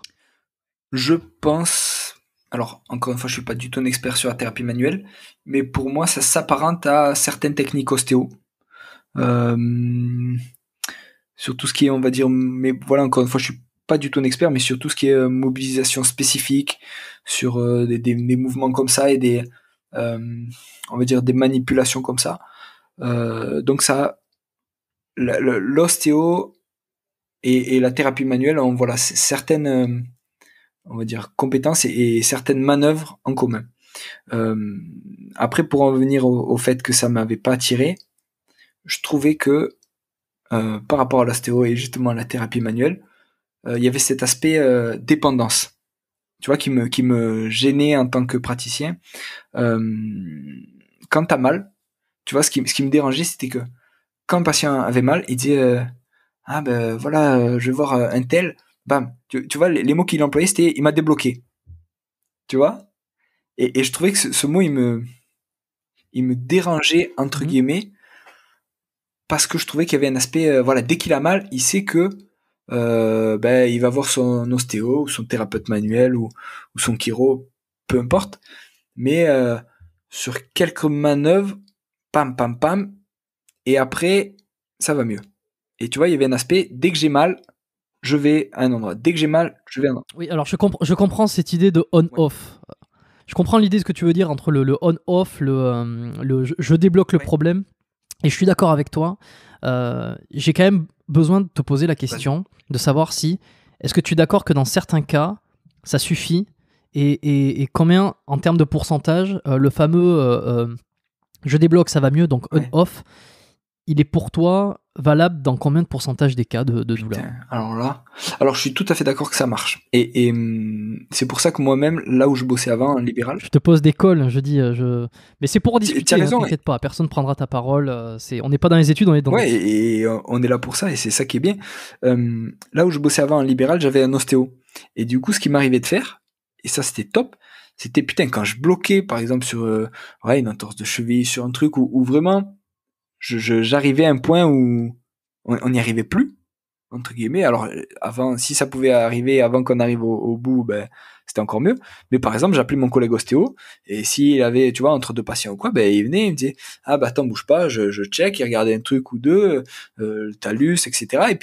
Et puis, avec une manœuvre ou deux, ben, déjà, on gagnait un petit truc, et c'est toujours pareil, tu vois, dans l'état d'esprit du patient, il disait, ah ouais, putain, bam, ça va mieux. Et du coup, moi, ça me permettait après, juste à côté, de refaire certains exos ou d'en faire plus, et du coup, c'était gagnant pour mon patient, c'était gagnant pour, on va dire, pour le patient en premier et pour nous tous autour. Et vice versa, comme mon collègue, il dit, ah, il y aurait peut-être ça à faire, machin, peut-être du renfort. Ah ben, attendez, bougez pas, je vais voir Julien. Et du coup, moi, j'entrais, il me faisait entrer dans son cabinet. Et du coup, on voyait la patiente ensemble, on en discutait, etc. Et c'est un peu ce qui se passe là où je bosse aussi maintenant avec la tour. C'est-à-dire que quand on bug, si tu veux, vu qu'on est souvent au moins deux physios à prendre en charge un patient. Tu vois, par exemple, moi, je vois le lundi et mon collègue il le voit le jeudi ou peu importe. Eh ben, on a chacun des compétences différentes. Tu vois, il y en a qui sont kiné-ostéo, il y en a qui ont fait des formations en thérapie manuelle, on est quelques-uns à être kiné prépa physique, et chacun on a on va dire, nos compétences clés ou nos points forts. Et du coup, je trouve que c'est top pour un patient d'être pris en charge sur tout cet aspect-là, tu vois, tout cet aspect-là, on coche un peu un maximum de cases. Tu vois ce que je veux dire? Ouais. Ouais, ouais, je vois. Et pour en revenir au pourcentage, je n'en ai aucune idée. Je trouve que c'est hyper utile pour débloquer certaines situations compromises ou sur de l'aigu. Tu vois, je trouve que ça là c'est top. Mais après voilà, encore une fois, comme c'est, on va dire, un des outils dans ma caisse à outils que j'ai peu développé et que sûrement que je développerai, mais voilà, il va me falloir du temps et je suis on va dire sur autre chose pour l'instant. Je laisse faire ça à mes collègues qui savent faire avec plaisir et je les regarde faire et j'essaye d'apprendre, mais je me trouve moins, tu vois, on parlait de performance, je me trouve moins performant et moins, moins bon, quoi, tout simplement. Je suis moins bon et du coup, et ça me fait chier, quoi. Ça me fait chier mais voilà, c'est pas quelque chose que j'ai développé, quoi. Ok, je vois. Bah, c'est pas. Tu as raison hein, de pas insister sur quelque chose qui ne t'attirait pas initialement. Et de toute façon, tu es meilleur sur d'autres choses, dans notre domaine. Donc, de toute façon, ça se recoupe. Euh, c'est vrai qu'il y a quelque chose qui est un peu peut-être pas assez bien compris avec l'ostéo. J'y reviendrai hein, sur des épisodes futurs, peut-être avec d'autres personnes où j'interviendrai dans d'autres podcasts où je parlerai de ça. Mais c'est vrai que l'idée qu'on se fait de l'ostéopathie est souvent le déblocage, le problème articulaire qu'on débloque. Voilà, il m'a débloqué le dos, j'avais un problème, etc. En réalité, la base de l'ostéo est quand même de revenir sur la cause du problème.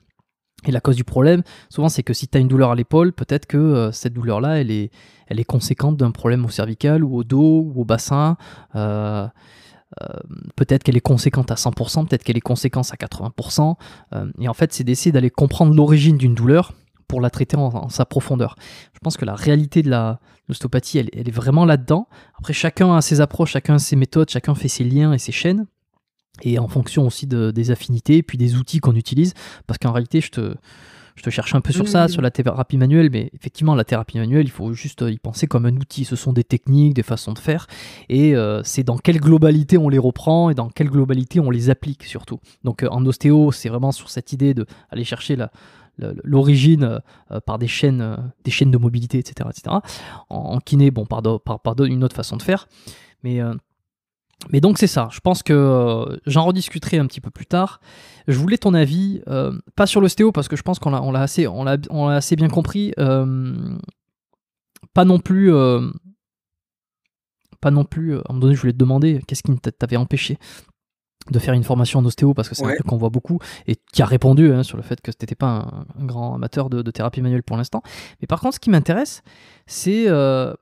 Allez, on va un peu bitcher. Et je voulais prendre le contre-pied aussi. Vas-y. Avant qu'on bitch, prends le contre-pied. Je voulais prendre le contre-pied de justement c'est les kiné-ostéo.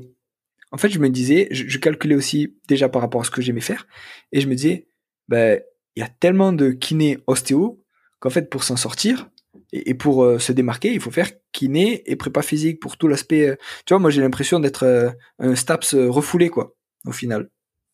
Toi, j'adore tout ce qui est STAPS et... Ouais, mais depuis le début, c'est ce que je me dis. Et ouais, mais voilà. Et genre professeur de PS, j'ai mon dernier frère qui essaye de faire ça. Et d'ailleurs, je passe un bonjour à mes deux frères, comme ça ils seront contents. Mais professeur de PS, c'est génial. Tu vois, t'es dans l'éducation, t'es avec des gamins, alors c'est difficile et ça dépend du public que tu as. Mais je trouve que c'est un putain de beau métier, quoi. Bref, voilà, on divague, hein, mais voilà, je suis un STAPS, j'avoue que je suis un STAPS refoulé. Alors, tu vois, c'est assez drôle, hein. Je vais pas développer davantage sur le métier de PS, mais je renvoie tous les auditeurs à écouter l'énorme podcast que j'avais enregistré avec Amandine Lécuyer, que malheureusement à l'époque je prononçais l'escuyer, comme un bon français du Sud-Ouest. Ouais, c'est ce que j'allais dire, comme un gars du Sud-Ouest.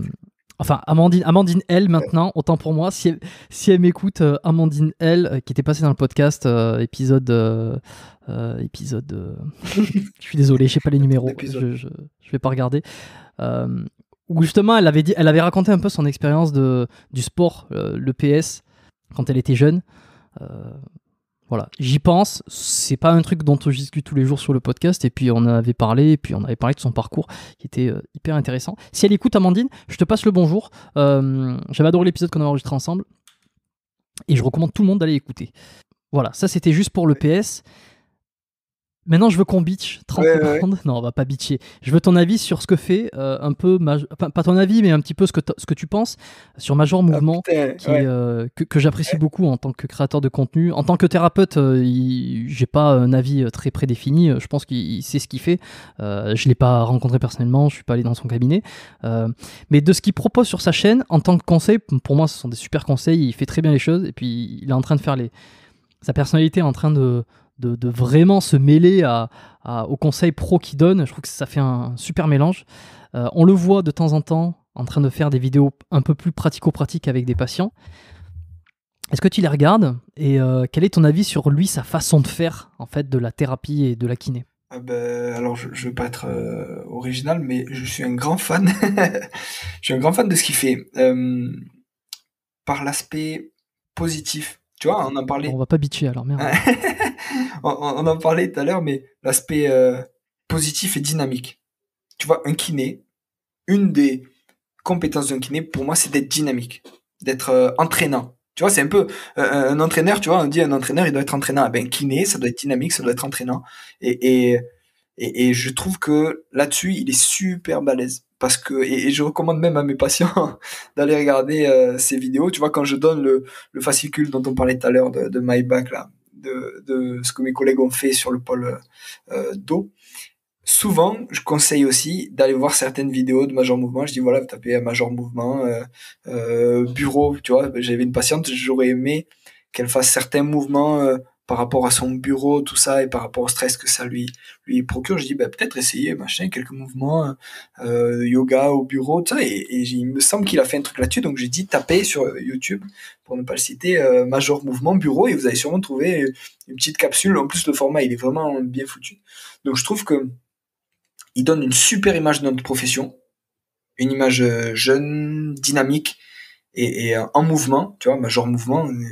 Et vraiment, je suis un grand fan et je suis très admiratif de ce qu'il réussit et du message positif qu'il réussit à faire passer, même par rapport, tu vois, à tout ce qui est phénomène douloureux, tout ça. Je trouve que franchement, c'est top. C'est top et voilà, on a discuté un tout petit peu sur Instagram, tout ça.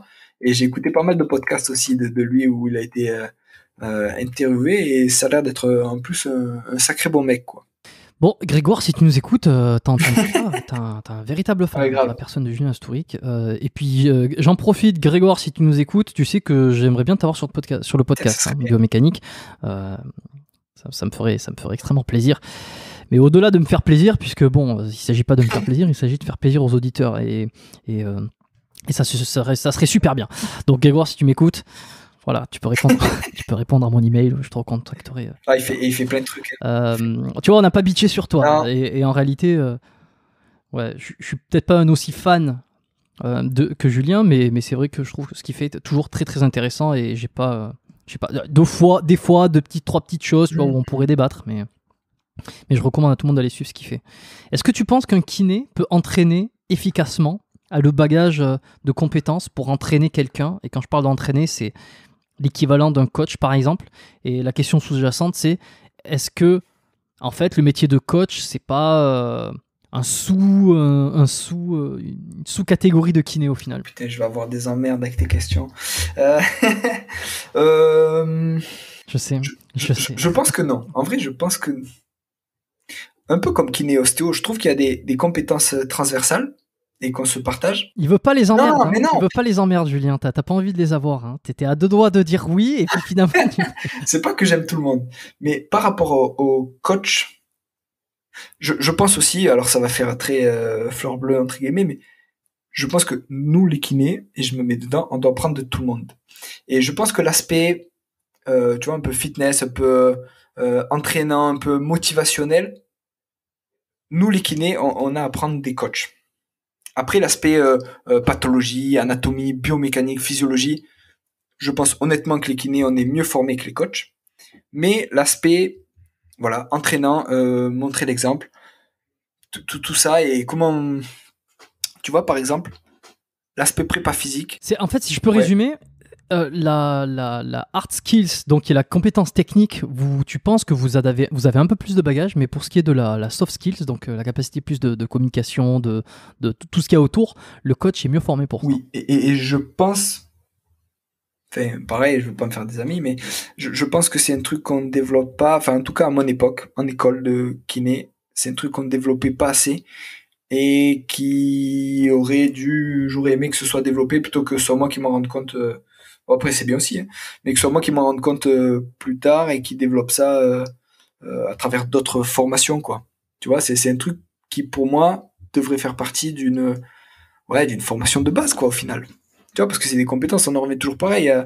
Comment tu fais passer le message à ton patient pour qu'il adhère? Et s'il adhère pas, ben, lui, il est perdant, mais toi, tu es perdant. Tu vois? Et donc, les compétences techniques, elles sont hyper importantes. Mais de comment tu fais passer le message et comment, et avec, encore une fois, avec quel dynamisme, avec quelle approche d'exemplarité tu fais passer le message, et c'est pour ça qu'on en revient aussi à Major Mouvement. Mais je pense qu'on a un devoir un peu d'exemple sur voilà, sur l'hygiène de vie, sur le mouvement, sur des trucs comme ça. Si tu dis à ton patient fais un squat, tu sais pas faire de squat, ben, tu passes pour un con. Tu vois, ça veut pas dire, encore une fois, ça veut pas dire faire du squat à 250 kilos, on s'en bat les couilles. Mais si tu sais pas faire un squat et que tu exiges de ton patient de faire un squat, c'est bien quand même que tu l'aies vécu. Encore une fois, ça veut pas dire que pour soigner un rugbyman en équipe de France, il faut que tu aies joué forcément en équipe de France. Non. Mais ça veut dire que l'analyse de la tâche, et ça c'est le côté prépa physique, il faut que tu l'aies fait. Et c'est bien de l'avoir vécu, expérimenté, même à un petit niveau. Tu vois, ça te fait toujours un petit plus, je trouve, par rapport à la compréhension que tu as des exigences qu'a le patient envers son traitement et sa prise en charge, quoi. Ok, je vois. J'en profite juste pour dire que je viens de voir que Rudy m'a identifié dans une de ses stories là, il y a quelques instants. Donc les grands esprits se rencontrent. Ça se trouve, ils nous écoutent à travers des portes et je sais, non, je dis pas celui de bonjour. Il entendra, il écoutera ce podcast et puis on lui passe le bonjour. Qu'est-ce que tu as appris de plus alors on a bien compris ton aspect, ton idée entre ce que sait faire un kiné, puis ce qui lui manquerait en tout cas dans ses études. Pourquoi avoir choisi de faire de la préparation physique derrière ? Alors le pourquoi, à la limite, il m'intéresse un petit peu moins parce que là, depuis une heure, on a quand même développé, on voit que tu es, comme tu l'as dit, un STAPS refoulé, donc l'affinité, elle est claire. Et c'est plutôt, qu'est-ce que tu as appris de plus en prépa physique que tu ne savais pas juste en faisant kiné et qui t'est aujourd'hui indispensable ? La planification, je dirais. La planification aussi bien de ma séance que de ma prise en charge. C'est-à-dire, donc, on va dire sur du court terme, sur du moyen, sur du long terme, comment je mène à bien mes différentes séances pour arriver au but qui est, on en parlait tout à l'heure, mais 9 fois sur 10, diminuer la douleur. Et ça, avant, enfin, je faisais un peu au jour le jour, quoi, tu vois, je faisais un peu du freestyle tout le temps, et là, avec cette formation en prépa physique et puis avec les stages que j'ai pu faire avec les gens que j'ai pu aller voir et tout ça, je trouve que c'est l'aspect planif, il est génial. Il est génial parce que encore une fois, on en parlait tout à l'heure, mais tout peut basculer. Mais toi, dans ta tête, t'as vu ce que t'as fait la séance d'avant. Peut-être tu t'es marqué même, ben voilà, séance d'après, peut-être tester ça. Tu te dis, putain, tu te frottes les mains, putain, le patient il va arriver et tout, ça va nickel, bam, on va pouvoir faire ça. T'es au taquet.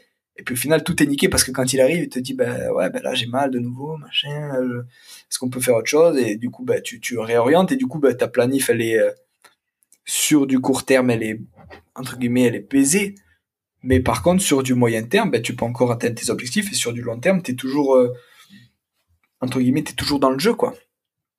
Donc tout ce qui est l'aspect planification, tout ce qui est aspect, on va dire, force, tout ce qui est puissance, tout ce qui est force-vitesse, tout ça, c'est vraiment tout ce qui est l'aspect, on va dire, ouais, retour à la performance pour des sportifs de bon niveau ou de très haut niveau. Tu vois, tout cet aspect-là qui est, voilà, tout ce qui est RFD, par exemple, tu vois, Rate of Force Development, là, c'est un truc dont on entend de plus en plus parler et que je trouve passionnant à comprendre et passionnant à essayer de travailler aussi. Tu vois, parce que si t'es fort, si t'es très fort, mais que tu mets, je dis n'importe quoi, 40 secondes à produire ta force, bah ouais, c'est très bien, t'es fort, mais 40 secondes, dans la vraie vie, 40 secondes, le ballon, il est déjà passé, quoi, tu vois. Tandis que si t'es peut-être un peu moins fort, mais que ta force, tu les développes en, je sais pas, j'ai dit n'importe quoi, mais 200 millisecondes. Tu vois, en 200 millisecondes, t'obtiens ton 95% de force. Et c'est une force qui est déjà pas mal. Et ben là, c'est ce qui fait. Est-ce qu'on appelle ça de l'explosivité ? Ouais, on peut appeler ça l'explosivité. On peut appeler ça l'explosivité. Et c'est dans le film, je crois que c'est L'Enfer du dimanche. Un film culte, d'ailleurs, je recommande pour ceux qui l'ont jamais vu. Al Pacino, dans le vestiaire, il explique. Al Pacino, il me semble. Ouais. Voilà. Al Pacino, dans le vestiaire, il explique qu'est-ce qui fait la différence entre, winning and losing. Et tu vois, c'est ces petits détails, ces petites secondes. Et une seconde, mais pareil, mais on parle du sport, mais dans la vraie vie, c'est ça aussi. Tu vois, prends un exemple brut comme ça. J'ai un gamin de 2 ans. Et ben, le nombre de fois où on passe à côté d'une catastrophe, où il se fracasse le crâne, tu vois, où il se prend un angle de table ou un truc à la con, ben, ça arrive souvent, tu vois. Et plusieurs fois dans la journée, je me dis, putain, il a de la chance et on a de la chance, tu vois, parce que son appui au dernier moment, hop, il a repris un appui alors qu'il allait trébucher, et puis il est passé à côté, et puis du coup tout va bien. Tu vois ce que je veux dire? Mais ça se joue à des détails, et des fois sur des rencontres ou des blessures, et ça se joue sur des détails, et des secondes sur qu'est-ce qui s'est passé au moment où c'est arrivé, quoi. C'est intéressant. C'est intéressant. Faut qu'on refasse un podcast philosophie. Tiens, en parlant de philo... alors déjà, je vais faire de l'auto-promo sur cet épisode. Vas-y, tu as raison. Si vous voulez de la grosse philosophie pendant plus de 3 heures, moi je recommande à tous les auditeurs le podcast que j'ai fait avec Frédéric Delavier et qui est sorti il y a plusieurs semaines de cela maintenant. Quelques semaines. Frédéric Delavier, épisode 66. Putain, j'ai les numéros pour une fois, ça m'est revenu. Épisode 70 avec Fred Delavier, on parle de sport, on parle de biomécanique, pour ceux qui adorent la biomécanique, on parle de la nature profonde de l'homme, et également de comment décrypter le monde. Donc on a fait un joli tour sur tout ça. Pour les puristes prépa physique techniques qui adorent ça, je peux recommander les épisodes où j'avais essayé de vulgariser, de ne pas rester trop dans la technique, mais je peux conseiller l'épisode avec Aurélien Broussal, qui est un petit préparateur physique montant ces dernières années, petit espoir, on peut dire. Et Olivier Beaulier, petit espoir également. Évidemment, c'est ironique, pour ceux qui ne l'ont pas compris. Très, très balèze. C'est deux grands, donc je peux recommander ces 2 épisodes. Julien Volant également, je passe bonjour à Julien s'il écoute cet épisode. On avait fait 2 enregistrements sur les kettlebells et les comment être un préparateur physique, etc. Plus le côté diplôme et tout ça. Donc voilà, donc là j'ai fait une super promo là, sur tous les épisodes du podcast. Non mais au-delà de faire une promo, c'est vraiment pour ceux qui veulent aller plus loin et qui n'ont pas écouté ces épisodes, je vous les recommande chaudement parce que ils sont beaucoup écoutés, ils sont beaucoup appréciés, j'ai de bons retours dessus. Troisième ou je sais pas combien d'ailleurs, section que je voulais aborder avec toi, c'est les traumatismes du sportif. Toi dans ta pratique, tu as une super double casquette de kiné et de prépa physique, donc des sportifs qui viennent te voir et qui ont des douleurs, il y en a pas mal. Est-ce que tu as remarqué quelles sont les plus grandes blessures, les plus grands traumas, les plus fréquents que tu remarques chez les sportifs? Un truc qui me vient direct, c'est l'entorse de cheville. L'entorse de cheville, quand tu fais ton bilan, ça peut être pour n'importe quoi, on va dire un bilan de genoux, de hanches, de dos, ce que tu veux. Et quand tu demandes aux gens quel antécédent vous avez, est-ce que vous êtes déjà fait mal quelque part, machin, ça, et en fait, si t'insistes, ou des fois même t'as même pas insisté, tu dis ah ouais, je vis qu'il y a petite entorse, ah ouais quel côté, des 2 côtés, vous en avez fait qu'une, non plusieurs. Et franchement, je trouve que c'est l'antécédent qui ressort le plus souvent, mais qui tu sais pas pourquoi, les gens ils trouvent ça presque normal, tu vois. Entorse de cheville, je me suis fait une petite entorse de cheville, puis 2, etc. Et à ce propos, j'en profite aussi, pareil, promo. J'ai mes collègues, donc mon chef de service François Fourchet et Romain Tourillon, qui sont intervenus pour la société de physiothérapie de Lorraine, justement sur la cheville.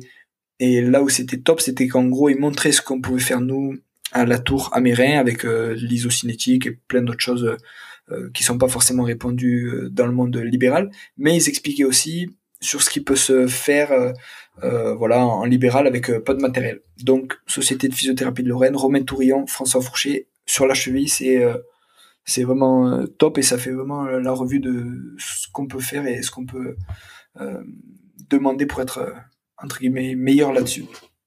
Après la cheville, il y a tout ce qui est les lésions du LCA, tu vois, lésions du ligament croisé antérieur.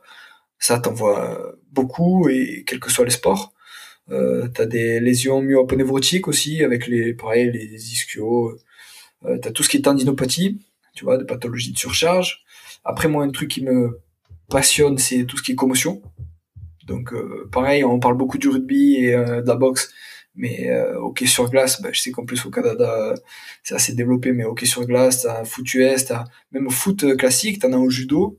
T'as Axel Clerget, là, un judoka français qui en a fait je crois que c'est en demi-finale de championnat du monde il y a un mois, où pareil, il tape la tête sur le tapis un peu fort et il s'est éteint, quoi.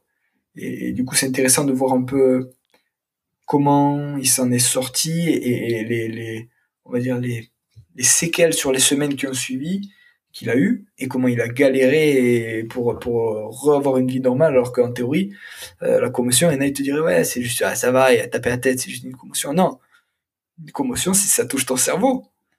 Tu vois, le cerveau, c'est ce qui contrôle tout. Tu vois, donc les gens, ils parlent, ouais, ça va, non, c'est pas rien, c'est une commotion, c'est pas rien. Et donc voilà, tout ce qui est aspect commotion, c'est pas forcément ce qu'on voit le plus souvent, mais je trouve que en tout cas moi, c'est ce qui m'intéresse le plus et c'est ce qui, je pense, à moyen ou à long terme, peut avoir le plus de dégâts, quoi. Et là où c'est intéressant, c'est que sur tout ce qui est douleur d'origine musculo-tendineuse, la tendinopathie, tout ça, je pense que c'est de ça qu'on parlait beaucoup dans le fait de se remettre dans le mouvement, c'est Ouais. des douleurs un petit peu Ouais, chroniques qui s'installent de manière insidieuse, des fois un petit peu moins. Et le mouvement, enfin du repos bien localisé, pas trop longtemps, et puis beaucoup de mouvements derrière, tout ça, c'est vraiment ce qui est efficace. Par contre, sur tout ce qui est douleur d'origine traumatique, ouais. à savoir ce que tu as dit, donc entorse, problème de LCA, ou lorsqu'il y a eu un choc, donc qui est à l'inverse du chronique qui est aigu. Qu'est-ce que tu recommandes le plus, toi, là, si on a un auditeur qui s'est blessé récemment sur un choc, qu'est-ce que tu conseilles? Quelles sont les étapes à mettre en place pour récupérer au plus vite son niveau? Compliqué, très compliqué comme ça, mais le froid, ça reste quand même pas mal. Alors ça c'est de plus en plus décrié, mais voilà, ça fait quand même pas mal d'années qu'on le fait et je pense que ça peut être utilisé intelligemment sans en abuser. Après, il y a tout ce qui est protocole Peace and Love, c'est la clinique du coureur justement au Canada qui a sorti ça, qui est assez bien fait. Tout ce qui est remettre en charge progressivement et intelligemment. Pareil, ce matin, j'avais une patiente qui vient de se rompre le LCA. Elle posait pas le pied. Tu vois, alors ça date d'il y a 10 jours. Mais elle dit, ah bon, je peux poser le pied? Ben ouais, vous avez les béquilles, c'est fait pour. Tu vois, rien que le fait de remettre en charge, ben tu vas perdre moins de muscles. Vu que tu vas perdre moins de muscles, ben tu vas récupérer plus vite. Vu que tu vas récupérer plus vite, ben tu retourneras ta vie, entre guillemets, normale ou de sportif plus vite. Donc, remettre en charge progressivement, intelligemment, mettre de la glace si besoin. Pareil sur le mouvement, c'est-à-dire tout ce qui est aspect, on va dire, cardiovasculaire, tu vois, sur une entorse de cheville, si ça va bien, quelques jours après, si c'est pas trop douloureux, etc., faire du vélo ou, tu sais, faire de la rope, là, tu sais, de la corde ou faire travailler un peu le cardio avec du vélo à bras ou quoi, il y a aucun souci, tu vois, ça va stimuler le système cardio-respiratoire, c'est tout bénef à prendre. Mais donc voilà, je dirais glace, charge optimale si possible, garder une activité sans redéclencher des douleurs. Je pense que c'est les trucs les plus faciles à mettre en place. Et après, bien sûr, consulter médecin ou médecin du sport et voilà, séance de rédu, kiné, ostéo, etc. Enfin, toute la batterie de soins qui doit se faire. Mais au tout début, commencer par ça, c'est pas mal, je pense.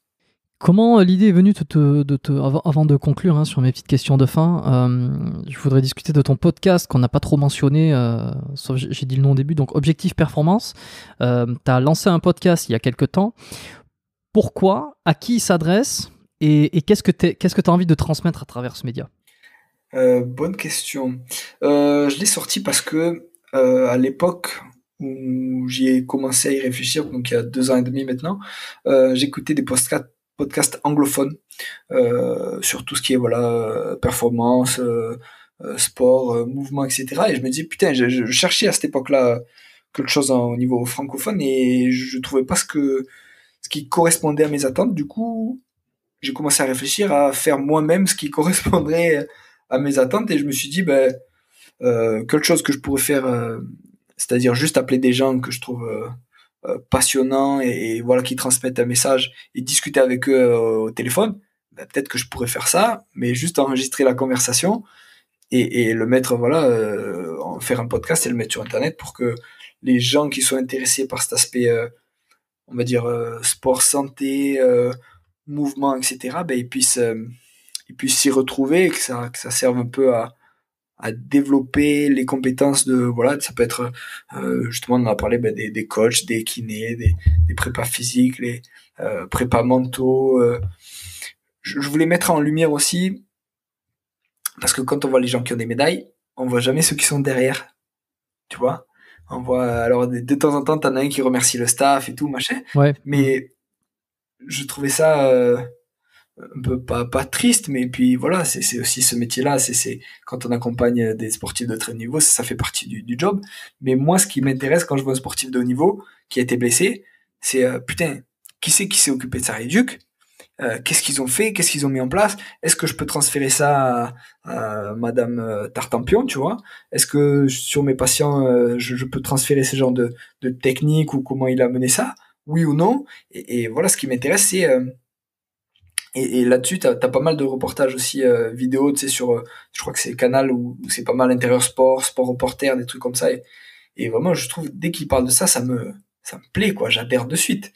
Et du coup, voilà, l'idée de ce podcast, c'était mettre, euh, on va dire, ce transfert de compétences de, on va dire, un mentor ou un enseignant ou un tuteur, un professeur, vis-à-vis de moi déjà, parce que moi, ça m'intéresse ce qui m'explique et ce que je peux apprendre, et vis-à-vis de tous ceux qui sont passionnés par l'apprentissage et par, voilà, tout, on en revient au STAPS, au mouvement, au sport et à la santé, quoi. Bon, Objectif Performance, disponible sur toutes les plateformes aussi, comme moi en fait, hein. Je le répète à chaque fois, mais je pense que les gens vont finir par le savoir, hein. Apple Podcast, Spotify, Google Podcast, No Minutes aussi, qui est l'application de podcast qu'on recommande chaudement, nos minutes, parce qu'en gros, plutôt que d'avoir à chercher à galérer les podcasts qui vous intéressent sur justement la prépa physique, ça peut être la nutrition, le leadership ou quoi, là en gros il y a tout sur une appli. Donc tu vas sur l'appli, tu trouves ce que tu aimes direct en fonction de ce que tu recherches, donc prépa physique, nutrition et leadership, développement personnel. Et donc ça regroupe, sans que tu aies à chercher pendant 2 heures, ça regroupe vraiment encore une fois, plein de compétences et plein de plus-values que ça peut apporter aux gens qui sont passionnés par ça, quoi. Max, si tu nous écoutes, je l'avais reçu sur le podcast, on avait discuté de son application. Si tu nous écoutes, on te passe un petit salut et voilà, on t'a fait un peu de pub aussi pour l'application No Minutes qui effectivement est plutôt pratique pour ça et assez intéressante. T'as quel âge aujourd'hui? Je t'ai pas demandé. Ouais, j'ai 31, je vais 32 dans un beau mois. Ok, eh ben on a quasiment le même âge, tu dois être de 89, si je me trompe pas. C'est la meilleure année. Bon, eh ben écoute, 89, je vais pouvoir te poser la question parce que récemment, je l'avais posé à Solid Mike qui était passé sur le podcast. Parce que j'avais dit, 10 ans plus tôt, qu'est-ce que tu ferais? C'est vrai qu'il était encore jeune, donc c'est des questions qui sont plus faites pour ceux qui ont plus d'expérience. Encore que c'était toujours intéressant d'entendre même Solid Mike qui me donnait sa réponse. Mais si toi, si tu revenais 10 ans en arrière, quel est le meilleur conseil que tu aurais besoin d'entendre, toi? Waouh. T'inquiète pas, ça va le faire. Tu vois, je me dirais, t'inquiète même pas. Bon, après, je m'inquiétais pas. Mais. T'avais peur? Tu vois, l'année où je redouble la première année de médecine, et où j'explique à mes parents, non, je me démerde comme moi j'ai envie de me démerder, et ça va passer. Et ma mère, même à une époque, juste un peu avant le concours, en plus j'avais eu des soucis de santé, c'était un peu chaud quand même pour moi à ce moment-là. Et ma mère, elle me commençait à me dire, ouais, mais tu sais, machin, si tu y arrives pas, tu vois, elle prévoyait un plan B pour moi. Et moi, j'ai dit, non, il n'y a pas de plan B. Il n'y a pas de plan B, il y a le plan A. Et le plan A, il va se réaliser et basta, tu vois.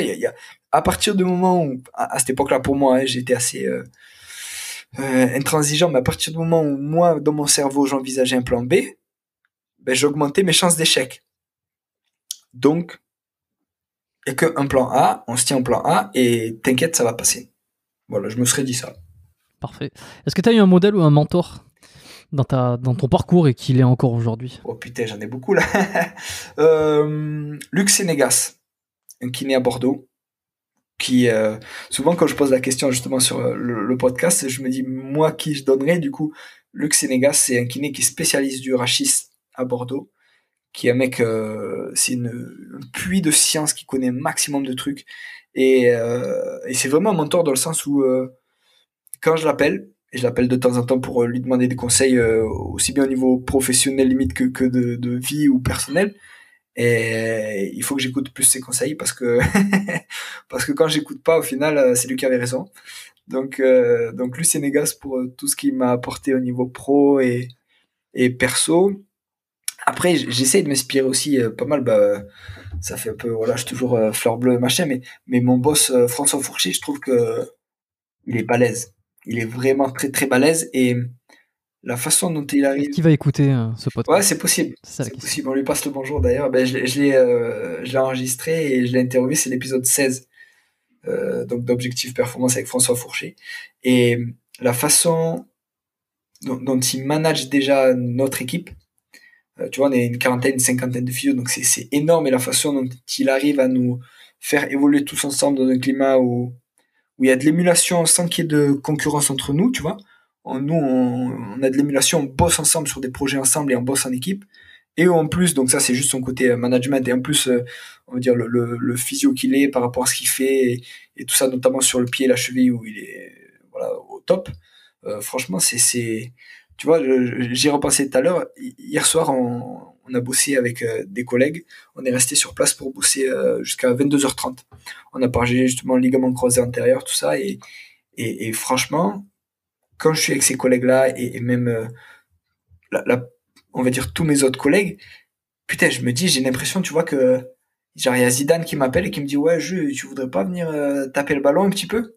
Tu vois ce que je veux dire? J'ai l'impression de me retrouver avec des mecs que je badais par rapport à ce qu'ils faisaient, par rapport à ce qu'ils proposaient, et par rapport à leur expertise. Et du coup, je me retrouve là-dedans. Et putain, on me demande mon avis. Et puis, ça va à 10 000, quoi. Tu vois, là-bas, quand t'as une idée, eh ben, ça rebondit. Et ça rebondit. Et puis, en plus, ça prend forme, quoi. Et tout le monde se lie pour que ça prenne forme rapidement et pour qu'on soit bon là-dedans. Et putain, je kiffe ça. Donc, ouais, Luc Sénégas, François Fourché. Après, il y a en Nouvelle-Zélande aussi, il y a Ashley Draper, c'est le physio des Auckland Blues. Euh, parce que j'ai passé 15 jours là-bas. Enfin, je suis allé 2 fois en Nouvelle-Zélande et la deuxième fois, j'ai passé 5 semaines, dont dans ces 5 semaines, 2 semaines de stage au Blues. Et putain, il m'a accueilli. Enfin, il m'a mis tellement bien, quoi. Tu vois, moi, j'étais juste, enfin, je suis juste un petit Français qui débarquait et qui allait au culot voir ce qui se passait en Nouvelle-Zélande et ce qui se faisait, voilà, au pays des All Blacks et au niveau pro dans le rugby, quoi. Et le mec, il s'est mis en 4 pour que tout se passe bien pour moi. Tu vois, moi, j'étais un peu perdu, j'étais tout seul, mais il venait me chercher à l'auberge de jeunesse alors que moi, je m'en fous, je peux marcher, quoi. Et il venait me chercher, et il me disait, ouais, je te ramène, t'inquiète pas, machin. Il m'a payé le repas, fait. Les gens, voilà, qui sont généreux et qui partagent leur savoir sans réfléchir à putain, je partage mon savoir, mais du coup, machin, non, non. Les gens qui partagent leur savoir et qui sont généreux, eh ben, je suis admiratif et je me régale. Parfait. Est-ce qu'il y a un livre que tu as envie de recommander? Ouais, alors rien à voir avec le sport, mais c'est un livre qui m'a bouleversé et je pense qu'il bouleversera tous les gens qui vont le lire. C'est Entre deux mondes d'Olivier Norek. C'est un livre, alors je lis un petit peu, mais ça c'est un livre que j'ai lu en moins de 24 heures. Je l'ai défoncé. Je l'ai défoncé, j'ai plongé dedans et je l'ai pas lâché jusqu'à ce que je l'ai fini, quoi, parce il prend en trip. Tu vois, c'est Je connais pas du tout, ça ah parle de putain, quoi? il faut vraiment que tu le lises parce qu'il est énorme. C'est ce qui se passe. Enfin, c'est censé être une fiction sur la jungle de Calais. Et du coup, tu suis le destin de migrants qui arrivent à Calais et qui essayent d'aller en Angleterre. Et voilà ce qui se passe dans la jungle de Calais. Et je trouve que je pense qu'on devrait se sentir concernés un peu plus tous. Pareil, ça fait très philosophe et très machin. J'aime tout le monde et bisounours. Mais je pense que, enfin, ça m'a mis une grosse tarte dans la gueule quand même, tu vois, de lire ça et de me dire putain, mais en fait, c'est en France, tu vois, pays des droits de l'homme et machin, hein, c'est en France et nous on se retrouve comme des cons, ça chez nous. Et ce qui se passe, c'était, voilà, je veux pas spoiler le livre, mais c'était dramatique. Et je pense qu'on est tous au final, voilà, un migrant de quelque part. Voilà, je vais pas l'apprendre à toi, qui est au Canada maintenant alors que tu viens du Sud-Ouest. Tu vois, un peu plus de accueille les gens comme toi tu aimerais être accueilli en gros, tu vois, avec de la tolérance, avec du respect, avec de la bienveillance. Et je trouve que là, bon, pareil, on va pas sur la politique et tout, mais voilà, lisez ce livre et il y a moyen que ça vous bouleverse autant que moi et ça vous apprenne quelque chose, ouais, c'est bien. Ok, bon, je laisserai ça dans les notes. J'ai été regarder là pendant que tu décrivais le livre. J'ai déjà vu la couverture dans les librairies. Il est ouf. Par contre, je ne connaissais pas. Donc, je l'ai noté et je me le rajouterai dans la liste. Tu me diras, et vraiment, fais-le passer en haut de la liste. Hein. Ça, c'est un livre, je te le dis, tu vas plonger dedans, tu vas accrocher et ça va te... Ouais, le mot bouleversant, il est même pas... C'est bouleversant et puis, en fait, c'est réel, quoi. Tu vois, c'est de la fiction, machin. Non, c'est pas de la fiction. C'est en France, c'est dans notre pays. Voilà. Franchement, lisez-le et n'hésitez pas à me faire un retour. Ça m'intéresse pour savoir si je suis moi le seul à avoir été bouleversé autant que ça ou si ça touche vraiment tout le monde. Excellent. Bon, bah écoute, on va pouvoir continuer. S'arrêter là-dessus. Oh, le lapsus. On va pouvoir continuer là-dessus. Allez, on est reparti pour une heure. Non, là, l'épisode va se terminer. Je fais des épisodes longs et là, on arrive à 2 heures. Donc on va pouvoir conclure. Si les gens, ils ont envie de te retrouver, est-ce que tu as un Instagram? Est-ce que tu as une chaîne YouTube? Tu as le podcast? Ce que tu feras, c'est fais-moi parvenir Est-ce que tu as un lien, multilien, tu sais, pour qu'on puisse écouter le podcast sur les plateformes qu'on veut? Et comme ça, je le rajouterai. Grave. Eh ben, je ferai ça. Après, je suis pas mal actif sur LinkedIn, donc sur Julien Stourik. Je suis actif aussi sur Twitter, donc c'est Objectif Performance ou Julien Stourik. Sur Facebook, Objectif Performance. Et voilà, après sur toutes les plateformes, donc on a cité Apple, Google, No Minute, etc. Mais voilà, LinkedIn, je réponds facilement. Et après, sur le Facebook d'Objectif Performance, c'est top aussi et j'y suis régulièrement. Ok, bon, bah, je laisserai les liens dans la description comme d'habitude. Vous n'avez plus qu'à cliquer si vous voulez rejoindre ce que fait Julien. Merci d'être passé sur le podcast. T'en vas pas de suite, raccroche pas. Je souhaite juste terminer quand même pour dire merci d'avoir accepté l'invitation. J'invite tout le monde à aller écouter ton podcast également. Alors pas parce que uniquement on va faire un épisode ensemble, mais parce que aussi ceux qui veulent aller chercher un peu plus d'informations sur tous les sujets qu'on a abordés, ils vont y retrouver tout ça parce que ça sent. T'as la passion, c'est ton truc. Donc j'invite tout le monde à aller écouter les podcasts et puis s'ils connaissent pas, ils pourront peut-être le découvrir via l'épisode qu'on aura fait ensemble, qu'on n'a pas encore enregistré mais qu'on va faire et qui sortira sur Objectif Performance. Voilà, merci à tous d'avoir été jusque fidèles au podcast, d'avoir été là après quasiment 2 heures d'épisode avec Julien. Si ça vous a plu, comme d'habitude, la petite note, bon vous connaissez l'histoire, petite note sur Apple Podcast pour soutenir l'émission. Partagez sur vos réseaux sociaux, partagez sur Instagram, faites une capture d'écran, mettez-le en story, identifiez-moi, ça je le dis pas tout le temps, mais identifiez-moi sur vos stories Instagram, comme ça je vous repartage, et comme ça les gens ils peuvent découvrir peut-être avec le tag le podcast, et on est plus nombreux, on est de plus en plus nombreux, on passe les dizaines de milliers d'écoutes chaque semaine, ça monte, donc c'est super. J'ai de bons retours aussi, j'en ai d'un peu moins, il y a toujours quelques petits rageux des rageux. Non, en réalité, c'est pas forcément des rageux, c'est des gens qui ne sont pas contents de certaines choses et qui me le font dire, comme quoi je parle pas assez de biomécanique, bon, mais ils peuvent aller écouter autre chose. Comme quoi le podcast, des fois, il est un peu brouillon. Ouais, je sais, mais c'est ce qui me plaît, moi, c'est dans la conversation, c'est que ça peut partir un peu dans tous les sens. Si les gens veulent de l'information vite, rapidement, très vite pour atteindre leur objectif, je les conseille plutôt d'aller dans des livres ou d'aller sur des programmes, des formations, plutôt que d'écouter les podcasts biomécaniques qui sont plus là pour un fil conducteur pour comprendre, pour mieux analyser le sport, la santé, le corps, etc. Voilà, je crois que j'ai cassé un peu toutes les objections que j'avais. Donc mettez des notes, partagez, inscrivez-vous sur la lettre biomécanique qui est ma newsletter. Je vais pas développer plus que ça, vous avez le lien en description.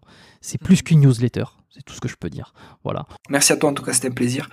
2 heures, j'espère que ça fait pas trop long, mais voilà, c'était hyper fluide, je trouvais malgré tout. Et voilà, ça rebondissait bien et c'était top de discuter avec toi. Voilà, ostéo et kiné, tout ça, on peut bosser ensemble. C'est top et c'est mieux, je pense, pour le patient. Voilà. On se retrouve lundi prochain. Merci Julien, merci à tous. Prenez soin de vous. Bye.